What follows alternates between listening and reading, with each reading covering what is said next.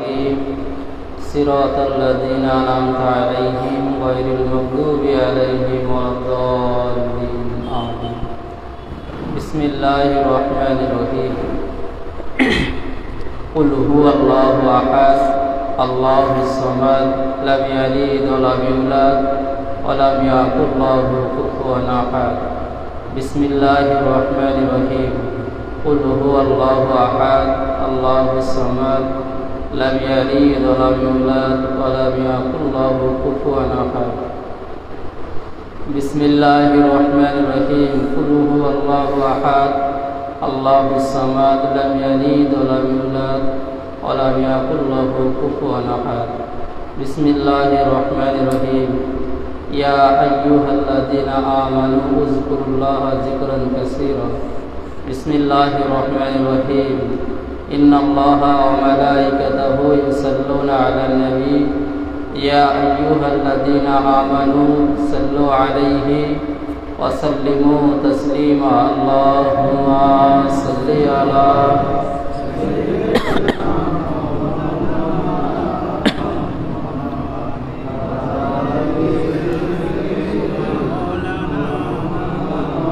اللهم صل على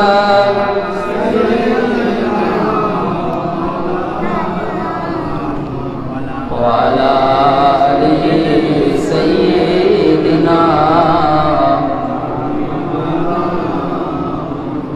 اللهم صل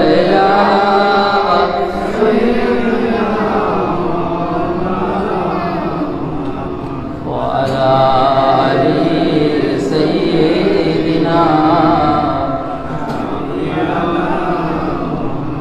صلى الله عليه وسلم. আলহামদুলিল্লাহ, সমস্ত প্রশংসা মহান রব্বুল আলামিন আল্লাহ পাকের, যিনি এমনই একটা পবিত্র দিন পবিত্র রাতে আমাদেরকে এমন একটা খাস মজলিসে আসার সাথে সাথে কিছু বলার এবং শোনার তৌফিক এনায়েত করেছেন। সেই মহান রব্বুল আলামিন আল্লাহ পাকের শুকরিয়ার্থে সকলে বলি আলহামদুলিল্লাহ। পরে পরে জানাই যে নবীকে আল্লাহ পাক তামাম সৃষ্টির সেরা রূপে এই দুনিয়ার জমিনে পাঠিয়েছিলেন। সেই হুজুর মুহাম্মদ রাসূলুল্লাহ সাল্লাল্লাহু আলাইহি ওয়াসাল্লামের কদম মোবারকে আমাদের সকলের তরফ থেকে বেসমাত দরুদ ও সালাম সকলে বলি সাল্লাল্লাহু আলাইহি ওয়াসাল্লাম। উপস্থিত ভাই ও বাবাজিরা, ইতিপূর্বে আমরা বিশেষ কিছু গুরুত্বপূর্ণ আলোচনা আমরা শুনেছি। তো আমি কিছু কথা আপনাদের সামনে রাখবো। আল্লাহ পাক যেন আমরা যে কথাগুলো এখানে বলবো এবং শুনবো, এর মধ্যে যেগুলো সঠিক, যেগুলো ভালো জিনিস, আল্লাহ পাক তার উপরে আমাদের সকলকে জমে থাকার তৌফিক দান করেন। সকলের আল্লাহুম্মা আমিন। এবং সর্বপ্রথম আল্লাহর কাছে দোয়া চাইব যে আল্লাহ পাক যতদিন এই দুনিয়ার জমিনে রাখবেন, আল্লাহ পাক যেন ঈমানি হালাতে আমাদেরকে বাঁচিয়ে রাখেন এবং যেদিন আবার মউত নসিব করবেন, আল্লাহ পাক যেন আমাদের ঈমানি হালাতে মউত নসিব করেন। সকলে বলুন আল্লাহুম্মা আমিন। আমি কোরআনের একটি আয়াত আমি তেলাওয়াত করেছি। আল্লাহ পাক বলছেন, ইয়া আইয়ুহাল্লাযীনা আমানু যকুরুল্লাহা যিকরান কাসীরা। আল্লাহ পাক বলছেন, হে মুমিন বান্দাগণ, তোমরা আল্লাহর জিকির অধিক পরিমাণে করো, আল্লাহর জিকির বেশি বেশি করে করো। আমরা আল্লাহ পাক আমাদেরকে দুনিয়ার জমিনে পাঠিয়েছি। আমরা যারাই দুনিয়ার জমিনে এসেছি, আমাদের সকলের উচিত যে আল্লাহ পাকের জিকির বেশি বেশি করে করা, আল্লাহ পাকের স্মরণ বেশি বেশি করে করা। কারণ যে আল্লাহ পাক আমাদেরকে দুনিয়ার জমিনে পাঠিয়েছেন, আমাদেরকে ভালো রেখেছেন, আমাদেরকে খাওয়ানোর দায়িত্ব নিয়েছেন, সমস্ত বিষয়ে যে আল্লাহ পাক দায়িত্ব নিয়েছেন, সেই আল্লাহর জিকির বেশি বেশি করে আমাদের করা দরকার। এই কারণে করতে হবে যে আল্লাহ পাক আমাদেরকে দুনিয়ার জমিনে পাঠিয়েছেন এবং হুকুম করে দিয়েছেন, বান্দা তোমরা বেশি বেশি করে আমি আল্লাহ আমার জিকির করো। কিভাবে জিকির করবে? আল্লাহ পাক বলছে, তুমি দাঁড়িয়ে থাকবে, বসে থাকবে, শুয়ে থাকবে, সর্ব অবস্থায় আমি আল্লাহ আমার জিকির করবে, সর্ব অবস্থায় আমি আল্লাহ আমার স্মরণ করবে। কারণ দুনিয়ার জমিনে আল্লাহ পাক যে আমাদেরকে পাঠিয়েছে, এই যে দুনিয়ার জমিনে আমরা আছি, এই দুনিয়ার জমিনে থাকা অবস্থায় একটা মুহূর্ত, একটা সময় যদি আমরা আল্লাহর স্মরণ থেকে, আল্লাহর জিকির থেকে গাফিল থাকি, অমনোযোগী থাকি, কিয়ামতের ময়দানে, হাসরের ময়দানে, পরকালের জীবনে আল্লাহ পাক আপনাকে আমাকে সওয়াল করবেন, জিজ্ঞাসা করবেন যে বান্দা অমুক সময়টা কেন আমি আল্লাহ আমার স্মরণ থেকে, আমার জিকির থেকে কেন তুমি দূরে সরে গিয়েছিলে, কেন তুমি আমার স্মরণ থেকে তুমি দূরে ছিলে, আমাকে কীভাবে তুমি ভুলে গিয়েছিলে, দুনিয়ার কোন ভালোবাসা, দুনিয়ার কোন মহাব্বত, কোন পিয়া আমি আল্লাহ আমার ভালোবাসা, আমার স্মরণ তোমাকে ভুলিয়ে দিয়েছিল। যেদিন ভাবে কঠিন দিন হবে, যেদিন কেউ কারো হবে না, সেই মহা বিপদের দিন আল্লাহ পাক আপনাকে আমাকে আল্লাহ পাক সওয়াল করবেন, প্রশ্ন করবেন। তো সেই কবরে যাওয়ার আগে দুনিয়ার জমিনে আপনি যতদিন থাকবেন, দুনিয়ার জমিনে যতদিন থাকবেন আপনি আপনার মতো চলবেন, কিন্তু যেদিন দুনিয়া থেকে চলে যাবেন, কুল্লু নাফসিন যায়কাতুল মউত, প্রত্যেকটা জীবনের একদিন দুনিয়া থেকে বিদায় নিতে হবে, প্রত্যেকটা মানুষের একদিন দুনিয়া থেকে চলে যেতে হবে।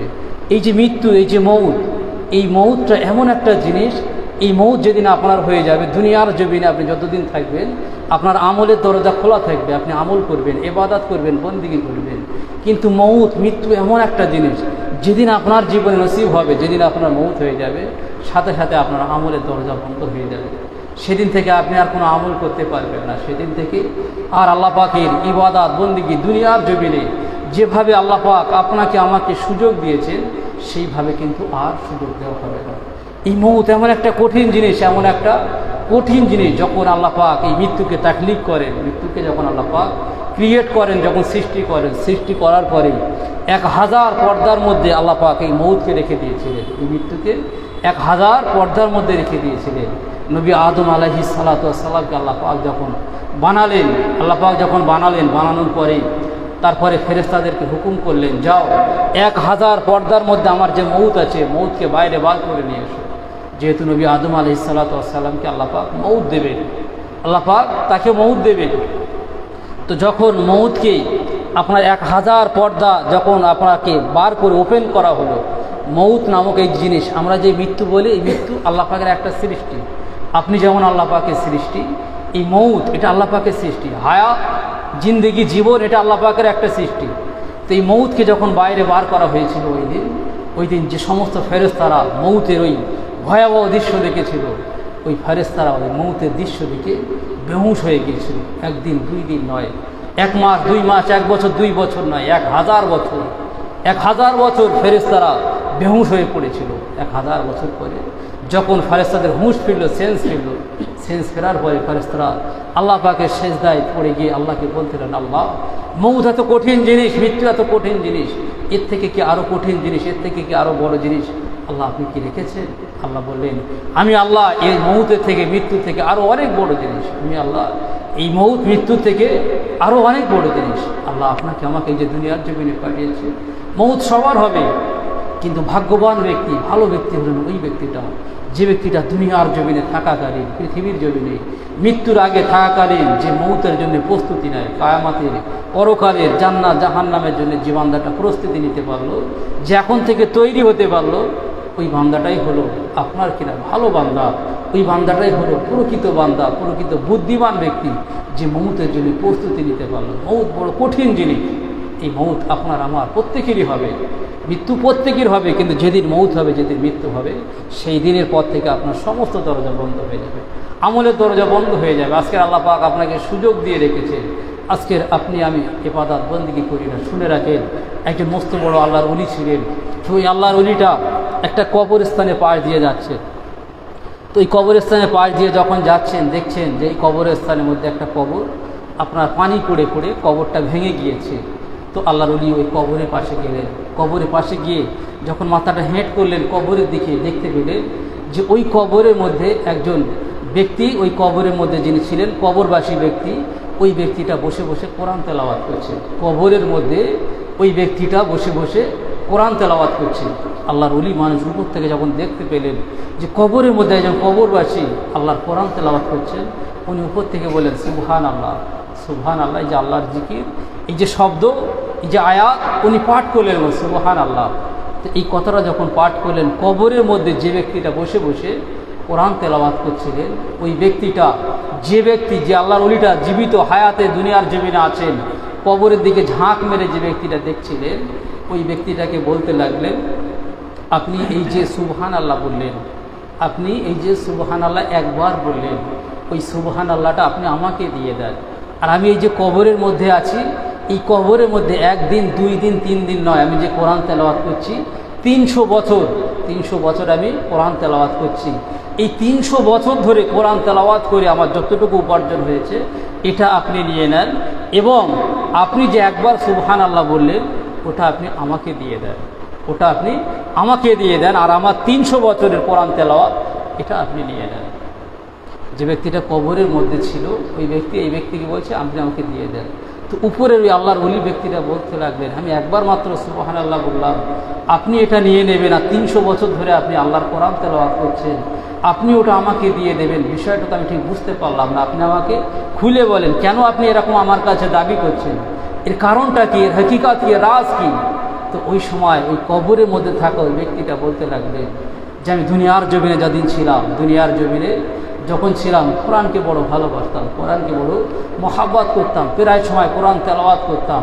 তো আল্লাহ পাক আমার এই ভালোবাসা, আমার এই দুনিয়ার জমিনে কোরআনের প্রতি এই যে মহাব্বত, এই যে ভালোবাসা দেখে আল্লাহ পাক আমার কবরে কোরআন তেলাওয়াতের ব্যবস্থা করে দিয়েছেন। কিন্তু আমি যে এই যে কবরে আসার পরে এই যে 300 বছর ধরে আমি এই যে কবরের মধ্যে বসে বসে কোরআন তেলাওয়াত করছি, এই কোরআন তেলাওয়াতের কোনো মূল্য নাই, এই কোরআন তেলাওয়াতের কোনো যাজা, কোনো বদলা আল্লাহ পাক দুনিয়ার জমিনে, আপনারা যেভাবে দুনিয়ার জমিনে আছেন, এই দুনিয়ার জমিনে থাকা অবস্থায় কোরআন তেলাওয়াত করলে তার যে যাজা, তার যে বদলা আল্লাহ যেভাবে দান করে থাকেন, কবরে যাওয়ার পরে, মৌতের পরে আল্লাহ পাক আমলের দরজাগুলো এইভাবে বন্ধ করে দেয়। তাই আমি যে 300 বছর ধরে এই যে কোরআন তেলাওয়াতে এর যে সওয়াব, এর যে যাজা বদলা দিয়েছে, এই 300 বছরের যাজা বদলা দেওয়ার পরে আপনার একবার সুবহান আল্লাহ বলার পরে ওর সমতুল্য কোরআনে যে আমি তেলাওয়াত করেছি 300 বছর কবরের মধ্যে, এর সমান হতে পারে না। এই জন্য আমি বলছি যে আপনি আপনার সুবহান আল্লাহটা আপনি আমাকে দিয়ে দেন, আর আমার 300 বছরের কোরআন তেলাওয়াত আপনি দিয়ে দেন।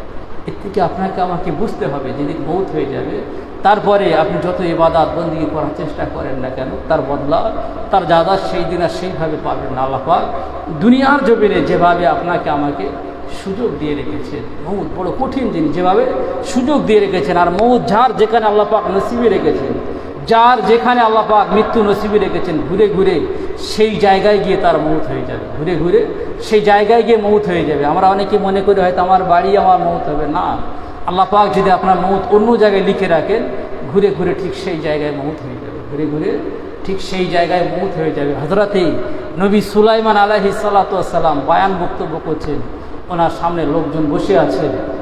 তো ওই সময় মানে মৌতের যে ফারিস্তা আজরাইল আলাইহিস সালাতু ওয়াস সালাম ওই জায়গায় উপস্থিত হলেন। সামনে এখন লোক বসে আছেন, পাশে আজরাইল আলাইহিস সালাতু ওয়াস সালাম ওই জায়গায় বসে আছেন। তো হযরতে সুলাইমান আলাইহিস সালাতু ওয়াস সালাম আজরাইল আলাইহিস সালাতু ওয়াস সালামের দিকে যখন তাকালেন, তাকিয়ে দেখছেন যে আজরাইল আলাইহিস সালাতু ওয়াস সালাম বড় পেরেশানের মধ্যে আছেন, বড় পেরেশানের মধ্যে আছেন। আর এইদিকে হযরতে নবী সুলাইমান আলাইহিস সালাতু ওয়াস সালামের যে সমস্ত ব্যক্তিরা সামনে বসে বসে ওনার বয়ান বক্তব্য শুনছিলেন, তার মধ্যে একজন ব্যক্তি উঠে দাঁড়ালেন। উঠে দাঁড়িয়ে হযরতে নবী সুলাইমান আলাইহিস সালাতু ওয়াস সালামের কাছে আসলেন, এসে বলছেন, হুজুর, আপনাকে তো আল্লাহ পাক এই যে হাওয়া, এই যে বাতাস, এর কবজা, এর ক্ষমতা আল্লাহ পাক আপনাকে দিয়েছে। এর হুকুম করলেই হাওয়া আপনার কথা শোনে। আপনি এক কাজ করেন, এই জায়গায় এমন একজন ব্যক্তি আছেন যার দিকে আমি যখন তাকিয়েছি, তার দিকে তাকানোর পরে আমার মধ্যে একটা খৌফ, আমার মধ্যে একটা ভয়, আমার মধ্যে একটা আতঙ্কের জায়গা তৈরি হয়েছে। তো হুজুর, আপনি এক কাজ করেন, আপনি তো আল্লাহর নবী, আপনি এক কাজ করেন, আপনি হাওয়াকে একবার হুকুম দেন, সে যেন আমাকে নিয়ে কোহকাফ নামক জায়গায় আমাকে পৌঁছে দেয়। নবী সুলাইমান আলাইহিস সালাতু ওয়াস সালাম যেখানে বসে বয়ান করছিলেন, ওই জায়গা থেকে কোহকাফ নামক জায়গাটা অনেক দূরে। তো হযরতে নবী সুলাইমান আলাইহিস সালাতু ওয়াস সালাম হাওয়াকে হুকুম করলেন, মুহূর্তের মধ্যে, একদম মুহূর্তের মধ্যে ওই ব্যক্তিকে হাওয়া কোহকাফ নামক জায়গায় পৌঁছে দিলেন। এদিকে হযরতে আজরাইল আলাইহিস সালাতু ওয়াস সালাম ওই মজলিসের মধ্যে বসেছিলেন, উনিও চলে গেলেন। কিছু সময় পরে হযরতে আজরাইল আলাইহিস সালাতু ওয়াস সালাম যখন আবার নবী সুলাইমান আলাইহিস সালাতু ওয়াস সালামের কাছে ফিরে আসলেন, নবী সুলাইমান জিজ্ঞাসা করলেন, আজরাইল, কিছু সময় আগে দেখলাম আপনি আমার এই মজলিসের মধ্যে উপস্থিত ছিলেন, আপনি তো কাউকে দেখে পেরেশান হন না, আপনার মধ্যে পেরেশানি আমি দেখিনি, কিন্তু আজকেও দেখলাম যে আপনি পেরেশানের মধ্যে আছেন। কি কারণে আপনি পেরেশানের মধ্যে ছিলেন? তো ওই সময় আজরাইল আলাইহিস সালাম বললেন, হে আল্লাহর নবী সুলাইমান, এই জায়গায় একজন ব্যক্তি বসেছিলেন, এই জায়গায় একজন ব্যক্তি বসেছিলেন, যে ব্যক্তির জান কবজ করা জায়গা ছিল কোহকাপ নামক জায়গায়, কিন্তু সময় হয়ে যাচ্ছে তারপরেও আপনার মজলিসে বসে রয়েছে। তো আমি বড় পেরেশান হয়ে যাচ্ছি যে এর তো জান কবজ করার জায়গা এখানে নয়, আপনার এই মজলিসের মধ্যে জান কবজ করার কথা নয়, এর জান কবজ করার স্থান অন্য জায়গায়, কিন্তু এ তো আপনার সামনে রয়েছে।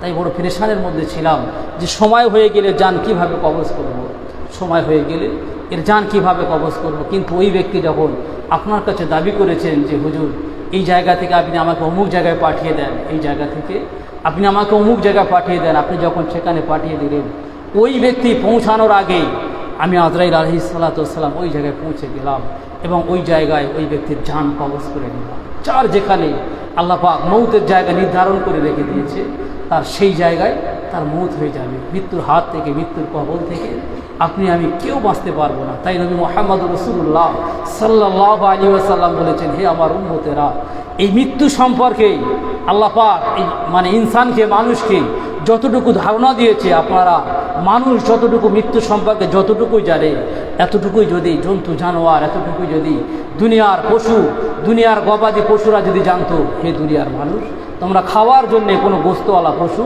খাওয়ার জন্যে কোনো গোস্তওয়ালা জন্তু দুনিয়ার জমিনে পেতে না, খাওয়ার জন্যে কোনো গোস্তওয়ালা পশু জন্তু এই দুনিয়ার জমিনে পাওয়া যেত না। মৃত্যুর চিন্তা তাকে এমনভাবে খাওয়া থেকে দূরে সরিয়ে দিত, মৃত্যুর চিন্তা, মৌতের চিন্তা তাকে এমনভাবে খাওয়া থেকে দূরে সরিয়ে দিত যে তার গায়ে শুধু হাড় ছাড়া কিছুই থাকতো না। আমরা বড় নাদান, আমরা বড় নাদান, সেই মৃত্যু সম্পর্কে, মৌত সম্পর্কে আমরা অনেক দূরে সরে যাচ্ছি। হযরতে নবী মুসা কালিমুল্লাহ আলাইহিস সালাম দিনের দাওয়াত নিয়ে চলতে লাগলেন। চলতে চলতে দেখছেন যে এক জায়গায় একটা উট মানে মানুষকে তাড়া করে নিয়ে যাচ্ছে, মানুষকে পেরেশান করছে। তো ওই জায়গা থেকে যখন নবী মুসা কালিমুল্লাহ আলাইহিস সালাম যখন চলতে লাগলেন, ওই উটের মালিক পাশে দাঁড়িয়েছিল, তো উটের মালিক হযরতে নবী মুসা কালিমুল্লাহ আলাইহিস সালামকে বলছেন, হে নবী মুসা, আপনি এই উটের কাছে যাবেন না, এই উট আপনাকে ক্ষতি করতে পারে, আপনি সরে যান। ওই সময় এই মুসা বললেন, আমি তো আল্লাহ পাকের নবী, দেখি একবার এই উটের সঙ্গে কথা বলে দেখি কেন এরকম করছে। হযরতে নবী মুসা কালিমুল্লাহ আলাইহিস সালাম উটটাকে দাঁড় করালেন, উটটাকে দাঁড় করিয়ে উটের কানের কাছে শুধু একটা কথা বললেন যে উট, তোমার একদিন মৌত হয়ে যাবে, তোমার একদিন মৌত হয়ে যাবে, মৃত্যু হবে, চলে যেতে হবে পৃথিবী থেকে। এই যে কথাটা বললেন, শুধুমাত্র এতটুকু কথা বললেন, উট ওই জায়গায় দাঁড়িয়ে গেলেন। নবী মুসা কালিমুল্লাহ আলাইহিস সালাম ওই জায়গাতে প্রস্থান করলেন, চলে গেলেন নিজের দিনের দাওয়াত নিয়ে। অনেক দিন ধরে উনি দিনের দাওয়াত পৌঁছালেন। সময় যেতে যেতে একদিন আবার ওই পথ দিয়ে ফিরে আসছেন, বেশ কিছুদিন পার হয়ে যায়। একদিন ওই রাস্তা দিয়ে ফিরে যখন আসছেন, দেখছেন যে জায়গায় উট দাঁড়িয়েছিলেন এবং উটের কানে এই কথা বলেছিলেন, উট ওই জায়গায় ওই অবস্থায় ওখানে দাঁড়িয়ে রয়েছে, উটের মালিক পাশে রয়েছে। নবী মুসা কালিমুল্লাহ আলাইহিস সালামকে বলতে লাগলেন, হে নবী মুসা, আমার এই উট এত পেরেশান করছিল, এত চঞ্চল ছিল, কিন্তু আপনি তার কানে ওই দিন এমন কি পড়ে ফু দিয়েছেন, এমন কি পড়ে তার কানে ফু দিয়েছেন যে সেই দিন থেকে আমার উট ওই জায়গায় দাঁড়িয়ে গেছে, সেখান থেকে এখনও পর্যন্ত এই ওই জায়গা থেকে সরেনি। খাওয়া ভুলে গেছে, পানি পান করা ভুলে গেছে, দুনিয়ার আনন্দ আরামায় সব কিছু ভুলে গেছে। দেখেন যে উটটা কত গোস্তওয়ালা উট ছিল, উটের গায়ে আর গোস্ত তেমন বেশি নয়, উটে হাড্ডিগুলো রয়ে গেছে। আপনি এমন কি কথা, এমন কি দম তার করেছেন। হযরত নবী মুসা কালিমুল্লাহ আলাইহিস সালাম উটের মালিককে বলেছিলেন, ওই দিন আমি তার এমন কিছুই করিনি, আমি শুধু তার কানে এতটুকু কথা বলেছিলাম যে তোমার একদিন মৌত হয়ে যাবে, একদিন মৃত্যু হয়ে যাবে, দুনিয়া থেকে একদিন চলে যেতে হবে। তো আমাদেরকে এই যে দুনিয়া মৃত্যুর যে স্মরণ, মৃত্যুর এই চিন্তা আমাদের মধ্যে না থাকার কারণে আমরা এত আল্লাহর জিকির থেকে দূরে সরে রয়েছি। শুধুমাত্র মৃত্যুর চিন্তা, মৃত্যুর ভাবনা আমাদের মধ্যে নাই। তাই রাসূলুল্লাহ সাল্লাল্লাহু আলাইহি ওয়াসাল্লামের বিবি আম্মা জান আয়েশা সিদ্দিকা রাদিয়াল্লাহু তাআলা আনহা রাসূলুল্লাহ সাল্লাল্লাহু আলাইহি ওয়াসাল্লামের কাছে জানতে চেয়েছিলেন, ইয়া রাসূলুল্লাহ, হাবিবাল্লাহ হুজুর, দুনিয়ার জমিনে এমন অনেক মানুষ থাকবেন যারা জেহাদে যাওয়ার যাদের নসিব হবে না, জেহাদে যাওয়ার সুযোগ তাদের হবে না, আপনার অনেক খুশনসিব বান্দা, অনেক সৌভাগ্যবান ব্যক্তি এমন আছে যারা জেহাদের ময়দানে গিয়েছেন, জেহাদের ময়দানে গিয়ে কাফের বেঈমান মুশরিকদের সঙ্গে জেহাদ করেছেন, যুদ্ধ করেছেন, লড়াই করেছেন। কারো হাত চলে গেছে, কারো পা চলে গেছে, শরীরের রক্ত জেহাদের ময়দানকে লাল করে দিয়েছে। এমন অনেক ব্যক্তি, এমন অনেক আল্লাহর বান্দা আপনার উম্মতেরা ছিল, কিন্তু অনেক ব্যক্তি এমন থাকবে যাদেরকে জেহাদের এই সুযোগ হবে না, যারা জেহাদের ময়দানে যেতে পারবে না। তো যে সমস্ত বান্দারা জেহাদের ময়দানে যেতে পারবে না, রাসূলুল্লাহ সাল্লাল্লাহু আলাইহি সাল্লামকে বলতে লাগলেন, ইয়া রাসূলুল্লাহ, হাবিবাল্লাহ, হুজুর, তো যে সমস্ত বান্দারা জেহাদের ময়দানে যাবে না, অথচ এর জন্য কি কোনো বিকল্প কোনো ব্যবস্থা নাই? এর জন্য কি দ্বিতীয় কোনো রাস্তা নাই যে তার মৌতের সময় তার মৌতটা শহীদি মৌত হবে? যে বান্দাটা জেহাদের ময়দানে যাবে, যুদ্ধ করতে করতে শহীদ হয়ে যাবে, তার মৌতটা তো শহীদি মৌত হবে। কিন্তু দুনিয়ার জমিনে এমন অনেক বান্দা, অনেক বান্দি থাকবে, তারা তো জেহাদের ময়দানে যাওয়ার সুযোগ নসিব তাদের হবে না। ইয়া রাসূলুল্লাহ, হাবিবাল্লাহ, হুজুর, তো এই সমস্ত বান্দা বান্দিদের জন্য কি কোনো দ্বিতীয় কোনো ব্যবস্থা নাই যে তাদের মৌত যখন হবে, তাদের মৌতটা শহীদি মৌত হবে? ওই সময় আপনার আমার নবী হুজুর মুহাম্মদ রাসূলুল্লাহ সাল্লাল্লাহু আলাইহি সাল্লাম হযরত আম্মা জান আয়েশা সিদ্দিকা রাদিয়াল্লাহু তাআলা আনহাকে ডেকে বলেছিলেন, আয়েশা, শুনে রেখে দাও, এই দুনিয়ার জমিনে অনেক বান্দা তারা জিহাদের ময়দানে যেতে পারবে না, কিন্তু কোনো বান্দা যদি দিনে 20 বার করে, কোনো বান্দা যদি দিনে 20 বার করে, 20 বার করে মৌতের কথাটা স্মরণ করে, মৃত্যুর কথাটা স্মরণ করে, ওই বান্দার যখন মৌত হবে, ওই বান্দার যখন মৃত্যু হবে, তার মৃত্যুটা, তার মৌতটা আল্লাহ পাক শহীদ মৌত হিসেবে কবুল করে নেবে। আল্লাহ পাক তার মৌতটা শহীদি মৌত হিসেবে কবুল করে নেবে। এই জন্যে আপনার আমার মৃত্যুর কথা বারবার চিন্তা করা দরকার, মৃত্যুর কথাটা বারবার চিন্তা করার দরকার। কিভাবে চিন্তা করবেন মৌতের কথাটা, কিভাবে চিন্তা করবেন, কিভাবে ফিকির করবেন, কিভাবে করবেন? আপনি ভাববেন যে একদিন হঠাৎ করে সময় এসে যাবে, হঠাৎ করে একদিন সময় এসে যাবে। মৌত এমন একটা জিনিস, যে মৌত এমন একটা জিনিস, বাপ থাকবে ছেলেকে আলাদা করে দেবে, ছেলে থাকবে বাপকে আলাদা করে দেবে, স্বামী থাকবে বিবিকে আলাদা করে দেবে, বিবি থাকবে স্বামীকে আলাদা করে দেবে, ভাই থাকবে বোনকে আলাদা করে দেবে, বন্ধু থাকবে বন্ধুকে আলাদা করে দেবে। কেউ কাউকে ধরে রাখতে পারবে না, কেউ কাউকে ধরে রাখতে পারবে না। কাউকে এতিম বানিয়ে দেবে, কাউকে বিধবা বানিয়ে দেবে, কাউকে সন্তানহারা বানিয়ে দেবে। এবং যখন এই মৌত যখন আপনার হবে, মৃত্যু যেদিন আপনার হবে, যেদিন আপনি কবরে চলে যাবেন, কবর বড় আপনার জন্য কঠিন হয়ে যাবে যদি দুনিয়ার জমিনে আপনি ভালো কাজ না করেন। দুনিয়ার জমিনে আমি যদি ভালো কাজ না করি, ওই দিন আপনার জন্য আমার জন্যে কবর বড় কঠিন জায়গা হয়ে যাবে, বড় কঠিন জায়গা হয়ে যাবে। দুনিয়ার জমিনে যত কষ্ট হোক, যত আপনার দুঃখ আসুক, যত যন্ত্রণা আসুক, তারপরেও মৃত্যুর দাবি করা যাবে না। আল্লাহর কাছে বলা যাবে না যে আল্লাহ আপনি আমাকে মৃত্যু দান করেন, এই অনুমতি, এই হুকুম আপনার নাই, এই অনুমতি আপনার নাই। আমরা অনেকে আত্মহত্যা করি, আত্মহত্যা কোনোভাবেই জায়েজ নয়, আত্মহত্যা কোনোভাবেই জায়েজ নয়। রাসূলুল্লাহ সাল্লাল্লাহু আলাইহি ওয়াসাল্লাম বলছেন, দুনিয়ার মানুষ আল্লাহর কাছে বলতে পারবে না যে আল্লাহ আপনি আমার মৌত দান করেন, নিষেধ করা আছে, কেউ বলতে পারবে না। আমরা অনেকে বলে থাকি, অনেক সময় মুখ ফসকে বলে যে আল্লাহ এই দুনিয়ার কষ্ট, দুনিয়ার যন্ত্রণা, দুনিয়ার ব্যথা আর সহ্য করতে পারি না, আপনি আমার মৌত দান করেন। না, বলা যাবে না। যদি আপনার বলার হয়, রাসূলুল্লাহ সাল্লাল্লাহু আলাইহি ওয়াসাল্লাম শিখিয়ে দিচ্ছেন, হে দুনিয়ার মানুষ, যদি এরকম পরিস্থিতির শিকার আপনি হয়ে যান, তো তখন আল্লাহর কাছে এমনভাবে বলবেন যে আল্লাহ এই দুনিয়ার জমিনে আপনি আপনাকে পাঠিয়েছেন, আমার এই দুনিয়ার জমিনে রাখাটা যদি আমার জন্য ভালাই থাকে, এর মধ্যে দুনিয়ার জমিনে বাকি যে কটা দিন রাখবেন, এই বাকি দিন রাখাগুলো যদি ভালো হয়ে থাকে, তাহলে আপনি আমাকে দুনিয়ার জমিনে রেখে দেন। আর যদি আমার জন্য মৌতটা যদি ভালো হয়ে থাকে, আমার জন্যে মৌতটা যদি ভালো হয়ে থাকে, তাহলে আপনি আমার মৌত নসিব করবেন। কিন্তু আপনি ডাইরেক্টলি এভাবে বলতে পারবেন না যে আল্লাহ আপনি আমার মৌত দান করেন। কেন জানেন? এই যে দুনিয়ার জমিনে আপনি আছেন, দুনিয়ার জমিনে কোনো বান্দা যদি থাকে, তার নসিবে যদি আগামী দিন ভালো কাজ থাকে, তো সে বেশি বেশি করে জিকির করতে পারবে, বেশি বেশি করে মোরাকাবা করতে পারবে, কোরআন তেলাওয়াত করতে পারবে, নামাজ আদায় করতে পারবে, রোজা রাখতে পারবে, সামর্থ্য থাকলে হজ করতে পারবে, ভালো কাজ তার জীবনে ঘটবে। আর যদি কোনো বান্দার নসিব যদি খারাপ হয়ে থাকে, দীর্ঘদিন গোনা পাপ করার কারণে তার অন্তরটা যদি কঠিন হয়ে থাকে, আগামী দিন দেখা যাচ্ছে তার অন্তরের মধ্যেই আল্লাহর এই যে মৌতের ভয়, মৃত্যুর খৌফ তার মধ্যে হয়তো আসতে পারে, আল্লাহর কাছে হয়তো তওবা করতে পারে, আল্লাহ হয়তো তার জীবনে গুনাহ খাতাগুলোকে মাফ করে দিতে পারে, আল্লাহ হয়তো তার জীবনের গুনাহ খাতাগুলোকে মাফ করে দিতে পারেন।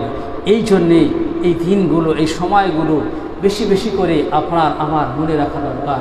তো যে কথা আমি প্রথম বলছিলাম যে এই যে জিকির আমাদেরকে বেশি বেশি করে করতে হবে, কিন্তু জিকির বেশি বেশি করে করবেন কিভাবে? জিকির বেশি বেশি করে করার অর্থ কী? আল্লাহ পাক বলছেন যে তোমরা হে দুনিয়ার মানুষ, ইমানদার মুসলমান বান্দা বান্দি, তোমরা কি করো? আমি আল্লাহ আমার জিকির বেশি বেশি করে করো। জিকির বেশি বেশি করে কিভাবে করবেন? এই জন্যে বলা হয়েছে, এই জন্যে ইলমে তাসাউফের প্রয়োজন, এই জন্যে ইলমে বাতিনি, এই জন্যে ইলমে লাদুন্নি, এই জ্ঞান, এই শিক্ষা আপনার মধ্যে প্রয়োজন। এই জন্যে মুর্শিদ প্রয়োজন।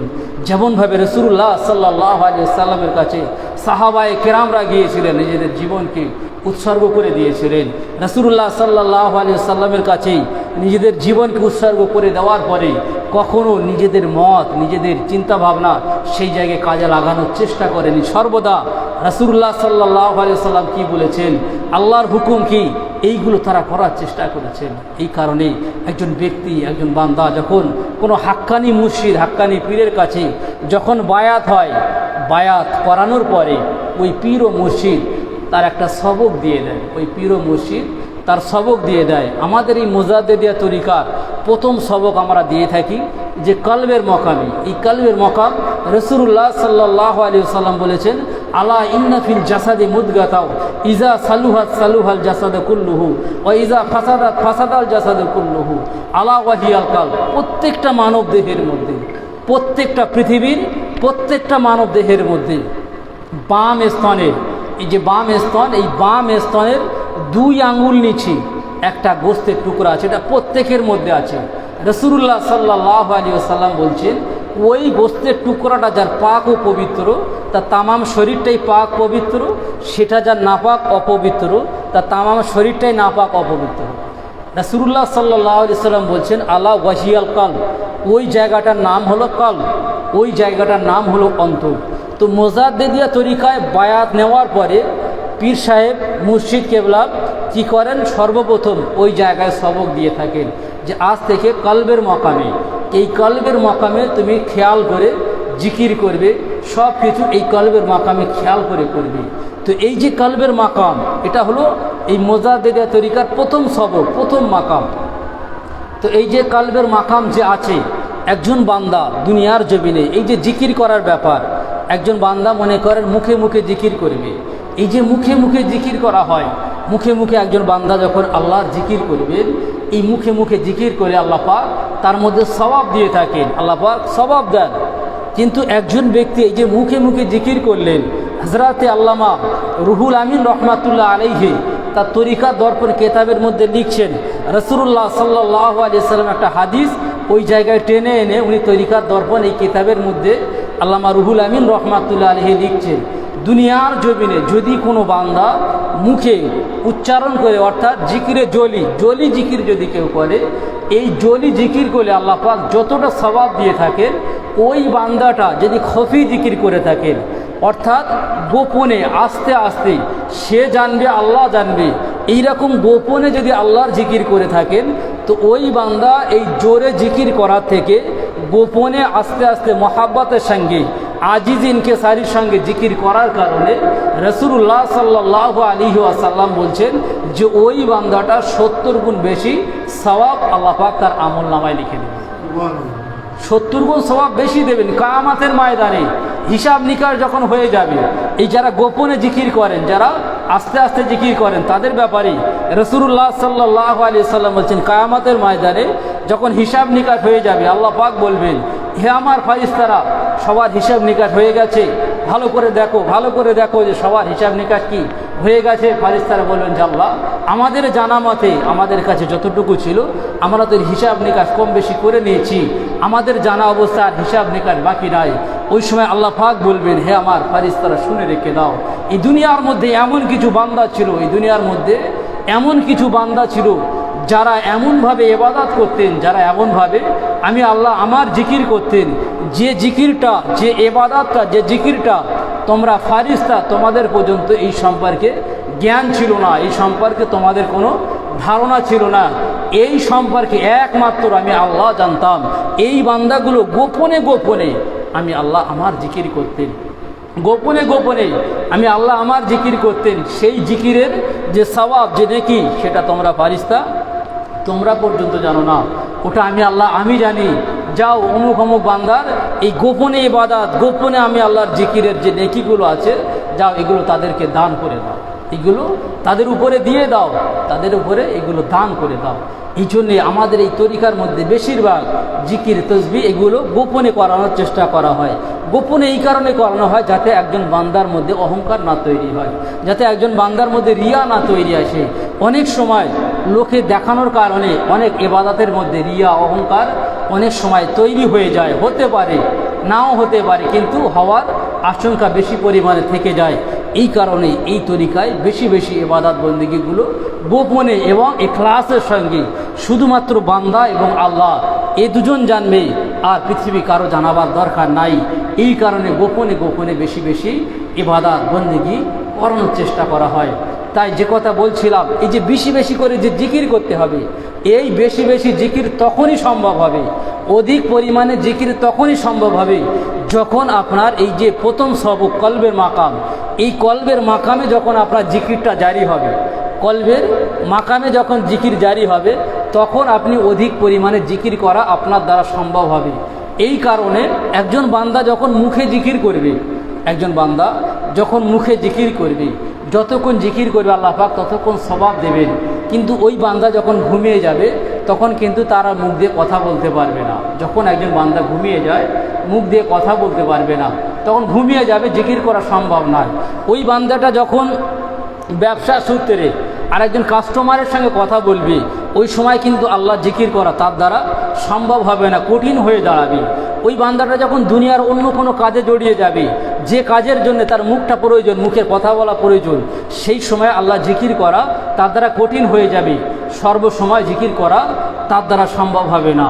কিন্তু ওই বান্দাটা যখন হাক্কানি পীর মুর্শিদের কাছে বায়াত হয়ে ওই পীর ও মুর্শিদ যখন সবক দেবেন কলবের মাকামে, যে এই জায়গায় তুমি আল্লাহ জিকিরটা এই জায়গা থেকে তোলার চেষ্টা করো, এবং ওই বান্দার যখন এই অন্তর, যখন এই দিল, যখন এই কল্ব আল্লাহর জিকির যখন শুরু করে দেবে, আল্লাহর জিকির যখন শুরু করে দেবে, যখন এই অন্তরটা অটোমেটিকলি আল্লাহ আল্লাহর জিকির করবে, তখন ওই বান্দাটা ঘুমিয়ে যাবে, তারপর ওই বান্দা ঘুমিয়ে থাকবে, কিন্তু তার অন্তর অটোমেটিক আল্লাহ আল্লাহ আল্লাহ আল্লাহ জিকির করতে থাকবে।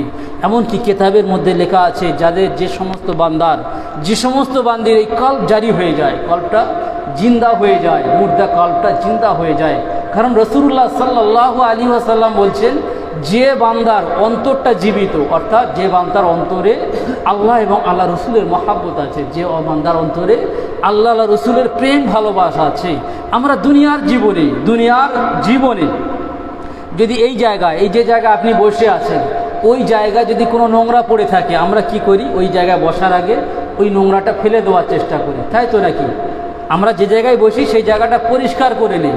দুনিয়ার জমিনে সামান্য আমরা একটা সৃষ্টি, সেই সৃষ্টি হওয়ার পরে যদি কোনো জায়গায় খারাপ জিনিস থাকে, কোনো জায়গায় অপবিত্র কোনো জিনিস থাকে, নাপাক কোনো জিনিস থাকে, সেই জায়গায় যদি আমরা বসতে না চাই, সেই জায়গায় বসার জন্য যদি আমার মন যদি না চায়, আল্লাহ এবং আল্লাহ রসুলের প্রেম ভালোবাসা মহাব্বত তাদের থাকার জায়গা, এগুলো পাক ও পবিত্র, এগুলো পাক ও পবিত্র। তো সেই আল্লাহ আল্লাহ রসুলের মহাব্বত আপনার অন্তরে থাকবে, যে জায়গাটা থাকবে সেই জায়গাটা যদি পাক না হয়, ওই জায়গাটা যদি নাপাক হয়, ওই নাপাক জায়গায়, নাপাক অন্তরে কখনোই আল্লাহ এবং আল্লাহ রসুলের মহাব্বত ভালোবাসা ওই নাপাক অন্তরে থাকতে পারে না।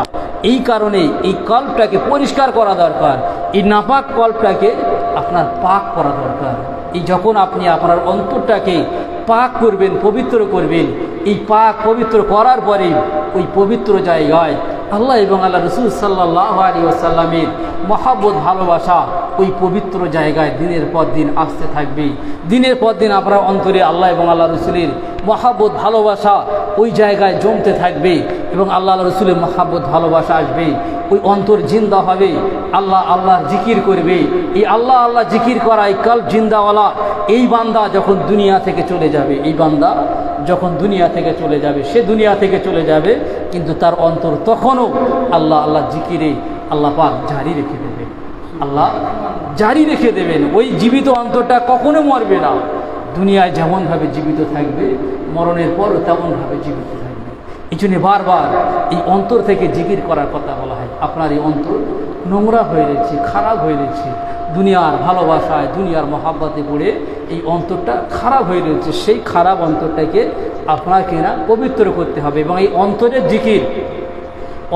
জিকির যখন তৈরি হবে, অন্তর থেকে যখন জিকির হবে, অন্তর থেকে যখন আল্লাহ স্মরণ হবে, তখন আল্লাহ পাক ওই যে বলেছেন উযকুরুল্লাহ যিকরান কাসীরা, অর্থাৎ অধিক পরিমাণে আমি আল্লাহ আমার জিকির করো, আমি আল্লাহ আমার স্মরণ করো। এই অধিক পরিমাণে জিকির তখনই সম্ভব হবে যখন আপনার এই অন্তরের জিকির, যখন আপনার এই কলবের জিকির, এই কলব যখন জারি হবে, তখন আপনার অধিক পরিমাণে জিকির তখন আপনার দ্বারা সম্ভব হবে। তখন পৃথিবীর যে সমস্ত মানুষের এই অন্তরটা আল্লাহর জিকিরে জারি হয়ে যাবে, জারি কথার অর্থ হলো প্রবাহিত হয়ে যাবে, অটোমেটিকলি হয়ে যাবে, তখন আপনার অধিক পরিমাণে জিকির ওই বান্দার দ্বারা সম্ভব হবে। ওই বান্দার দ্বারা তখন এই আয়াতের সঙ্গে তার জীবনের বাস্তবায়ন তখন তৈরি হবে। তাই আল্লাহ পাক বলেছেন কদ আফলাহা মান যাক্কাহা ওয়া কদ খাবা মান দাসাহা। যে ব্যক্তিটা আপনার কিনা নিজের অন্তরকে পরিবর্তন করতে পারলো। এই যে জাক্কা, এই জাক্কা শব্দের অর্থ তাসকিয়ায়ে নফস, অর্থাৎ তার নফস, তার অন্তরে যে খারাপ জিনিসগুলো আছে সেই জিনিসগুলো শুদ্ধ করা, সেই জিনিসগুলো পরিশুদ্ধ যখন হবে, এই পরিশুদ্ধ হওয়ার কারণে ওই ব্যক্তিটা প্রকৃত অর্থে কামিয়াবি পেয়ে যাবে। ওই ব্যক্তিটা প্রকৃত অর্থে কামিয়াবি পেয়ে যাবে। আমরা দুনিয়ার জমিনে আসার পরে মনে করি কামিয়াবি, সফলতা এটা মনে হয় টাকার মধ্যে সীমাবদ্ধ। জীবনে অনেক টাকা ইনকাম করতে পারলে, জীবনে গাড়ি বানাতে পারলে, বাড়ি বানাতে পারলে, জীবনে ভালো শিক্ষিত হতে পারলে এটাই মনে কামিয়াবির সব থেকে বড় রাস্তা। না, কামিয়াবির সব থেকে বড় রাস্তা হলো যে আপনার অন্তরে খারাপ জিনিসগুলো পবিত্র করে ওই অন্তরে আল্লাহ এবং আল্লাহ রসুলের মহাব্বত, ভালোবাসা ওই অন্তরে প্রবেশ করানো, ওই অন্তরে প্রবেশ করানো।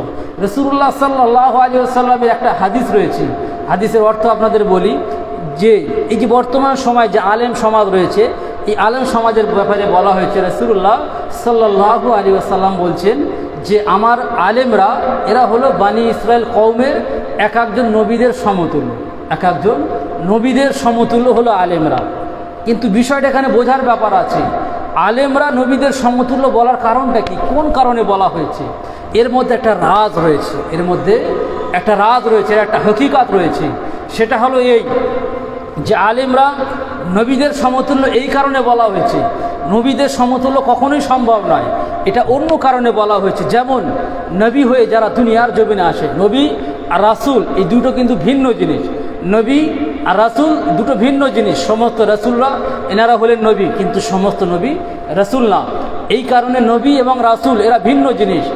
নবীদের সমতুল্য এই কারণে বলা হয় যে ওই সমস্ত নবী করে আল্লাহ পাক যাদেরকে দুনিয়ার জমিনে পাঠিয়েছেন, এরা হলো তাদের আগে যে রাসূল ছিলেন, তাদের আগে আল্লাহ পাক যাদেরকে রাসূল করে দুনিয়ার জমিনে পাঠিয়েছেন, সেই রাসূলের যে দিন, সেই রাসূলের যে শরিয়াত ছিল, সেই রাসূলের যে শরিয়াত ছিল, যে দিন ছিল, সেই দিনগুলোকে সে বাস্তবায়ন করবে। সেই দিন দুনিয়ার জমিনে আপনার কিনা ছড়িয়ে দেওয়ার চেষ্টা করবে নিজের থেকে, তার উপরে আল্লাহ পাক আলাদা করে। যেমন রাসূলুল্লাহ সাল্লাল্লাহু আলাইহি ওয়াসাল্লামের উপরে আল্লাহ পাক কোরআন দিয়েছেন, এইরকমভাবে আলাদাভাবে কিতাব দেবে না, এইভাবে আলাদাভাবে কিতাব দেবে না, আলাদাভাবে শরিয়াত দেবে না। তার আগের যে রাসূল ছিলেন, সেই রাসূলের যে দিন, সেই রাসূলের যে দিন, সেই দিন সেটা মানুষের কাছে পৌঁছে দেবে। ঠিক তদ্রূপ এই অর্থে যে রাসূলুল্লাহ সাল্লাল্লাহু আলাইহি ওয়াসাল্লামের পরে আল উলামা ওয়ারাসাতুল আম্বিয়া, যে সমস্ত আলেমরা নবীর ওয়ারিস হবেন, যে সমস্ত আলেমরা নবীর ওয়ারিস হবেন, সেই নবীর ওয়ারিস যারা হবেন তারা নিজের থেকে কোনো ধর্ম বানাবে না, তারা নিজের থেকে কোনো শরিয়াত নতুন করে তৈরি করবে না। তারা কি করবে? নবী মুহাম্মদ রাসূলুল্লাহ সাল্লাল্লাহু আলাইহি সাল্লামের রেখে যাওয়া যে দিন, রেখে যাওয়া যে শরিয়াত, রেখে যাওয়া যে ইসলাম, সেই ইসলামটা মানুষের কাছে পৌঁছে দেবে, সেই ইসলামটা মানুষের কাছে পৌঁছে দেবে। আমার কথা আপনারা কি বুঝতে পারছেন? তারা নতুন করে কোনো বানাবে না। তার মানে এই নয় যে তারা নবীদের সমতুল্য। নবী যারা হয়, রাসূল যারা হয়, এদের কিন্তু জীবনে কোনো গুনাহ থাকে না, এদের জীবনে কোনো অন্যায় থাকে না। আপনি আপনার জীবনে বাস্তবায়ন করে দেখেন, যে সমস্ত আলেম দুনিয়ার জমিনে ঘুরে বেড়াচ্ছে, তার মধ্যে যেই পড়ুক না কেন, আমাদের মধ্যে কি কোনো গুনাহ নাই? আমাদের মধ্যে কি পাপ নাই? অনেকের মধ্যে পাপ গুনাহ বিরাজমান করছেন, কিন্তু প্রকৃত অর্থে নবীর ওয়ারিস ওই ব্যক্তিটা হবেন যার মধ্যে ইলমে জাহিরি এবং ইলমে বাতিনি এই উভয় জ্ঞান যার মধ্যে থাকবে, শরিয়াত তরিকাত এই উভয় জ্ঞান যার মধ্যে থাকবে, এবং যার মধ্যে আল্লাহ এবং আল্লাহ রসুলের যে গুণগুলো আছে এই গুণের মধ্যে কিছু কিছু গুণ যার মধ্যে থাকবে, যার মধ্যে হযরত আবু বকর সিদ্দিক রাদিয়াল্লাহু তাআলা আনহু, যার মধ্যে হযরত ওমর ফারুক রাদিয়াল্লাহু তাআলা আনহু, যার মধ্যে হযরত উসমান গনি রাদিয়াল্লাহু তাআলা আনহু, যার মধ্যে আলী রাদিয়াল্লাহু তাআলা আনহু, এই সমস্ত সাহাবীদের মানে গুণ, কোয়ালিটি, সিফাত যার মধ্যে থাকবে, এই সমস্ত ব্যক্তিগুলো হলেন প্রকৃত আলিম। আর এই প্রকৃত আলিমের যে গুণগুলো থাকবে এরা সদা সর্বদা মানুষের ভালাইয়ের জন্য চেষ্টা করবে, এরা সদা সর্বদা মানুষের ভালাইয়ের মধ্যে চেষ্টা করবে, যাতে করে মানুষের কল্যাণ হয়, যাতে করে মানুষের ভালাই হয়। এবং সেই সাথে সাথে আজকের আমরা যে লাইনে আছি, তরিকতের লাইনে আছি, রাসূলুল্লাহ সাল্লাল্লাহু আলাইহি ওয়াসাল্লামের কাছে সাহাবায়ে কেরামরা বায়াত হওয়ার পরে আল্লাহ রসুল যার যেখানে ডাক দিয়েছেন, যার যেখানে যেভাবে হুকুম করেছেন, সাহাবায়ে কেরামরা সেইভাবে তাদের হুকুমকে পালন করার চেষ্টা করেছেন। ঠিক তদ্রূপ আপনি যখন বায়াত হয়েছেন, এই বায়াত কথার অর্থ হলো, বায়াত কথার অর্থ হলো বিক্রি হয়ে যাওয়া, নিজেকে বিক্রি করে দেওয়া। কার কাছে বিক্রি করে দেবেন?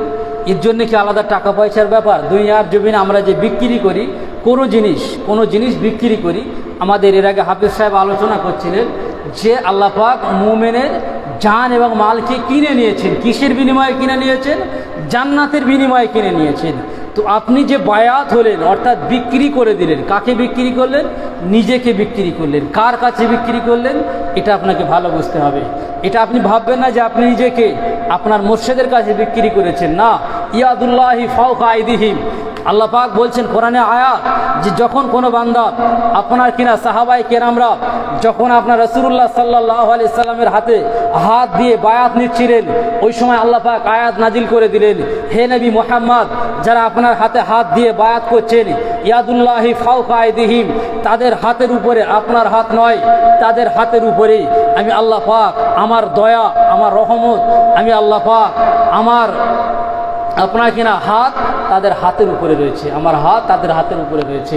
তারা, আপনি রাসূল, আপনার হাতের উপরে হাত দেওয়ার অর্থ হলো আমি আল্লাহ, আমার হাতের উপরে তাদের হাত রয়েছে। ঠিক তদ্রূপ যারা সেই পরম্পরায় যারা এখনো পর্যন্ত আছে, যখন বায়াত হয় তারা নিজেকে আল্লাহ এবং আল্লাহ রসুলের কাছে বিক্রি করে দেয়, আল্লাহ এবং আল্লাহ রসুলের কাছে বিক্রি করে দেন।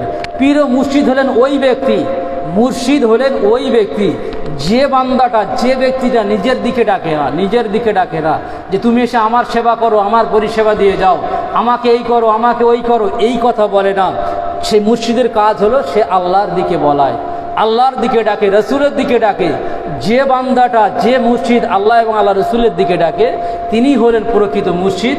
আর প্রকৃত মুরিদ হলেন তিনি যে আল্লাহ এবং আল্লাহ রসুলের দিকে ধাবিত হয়, আল্লাহ এবং আল্লাহ রসুলের দিকে ধাবিত হয়। তার চাওয়া, মুরিদ, এটা এরাদা শব্দ থেকে এসছে।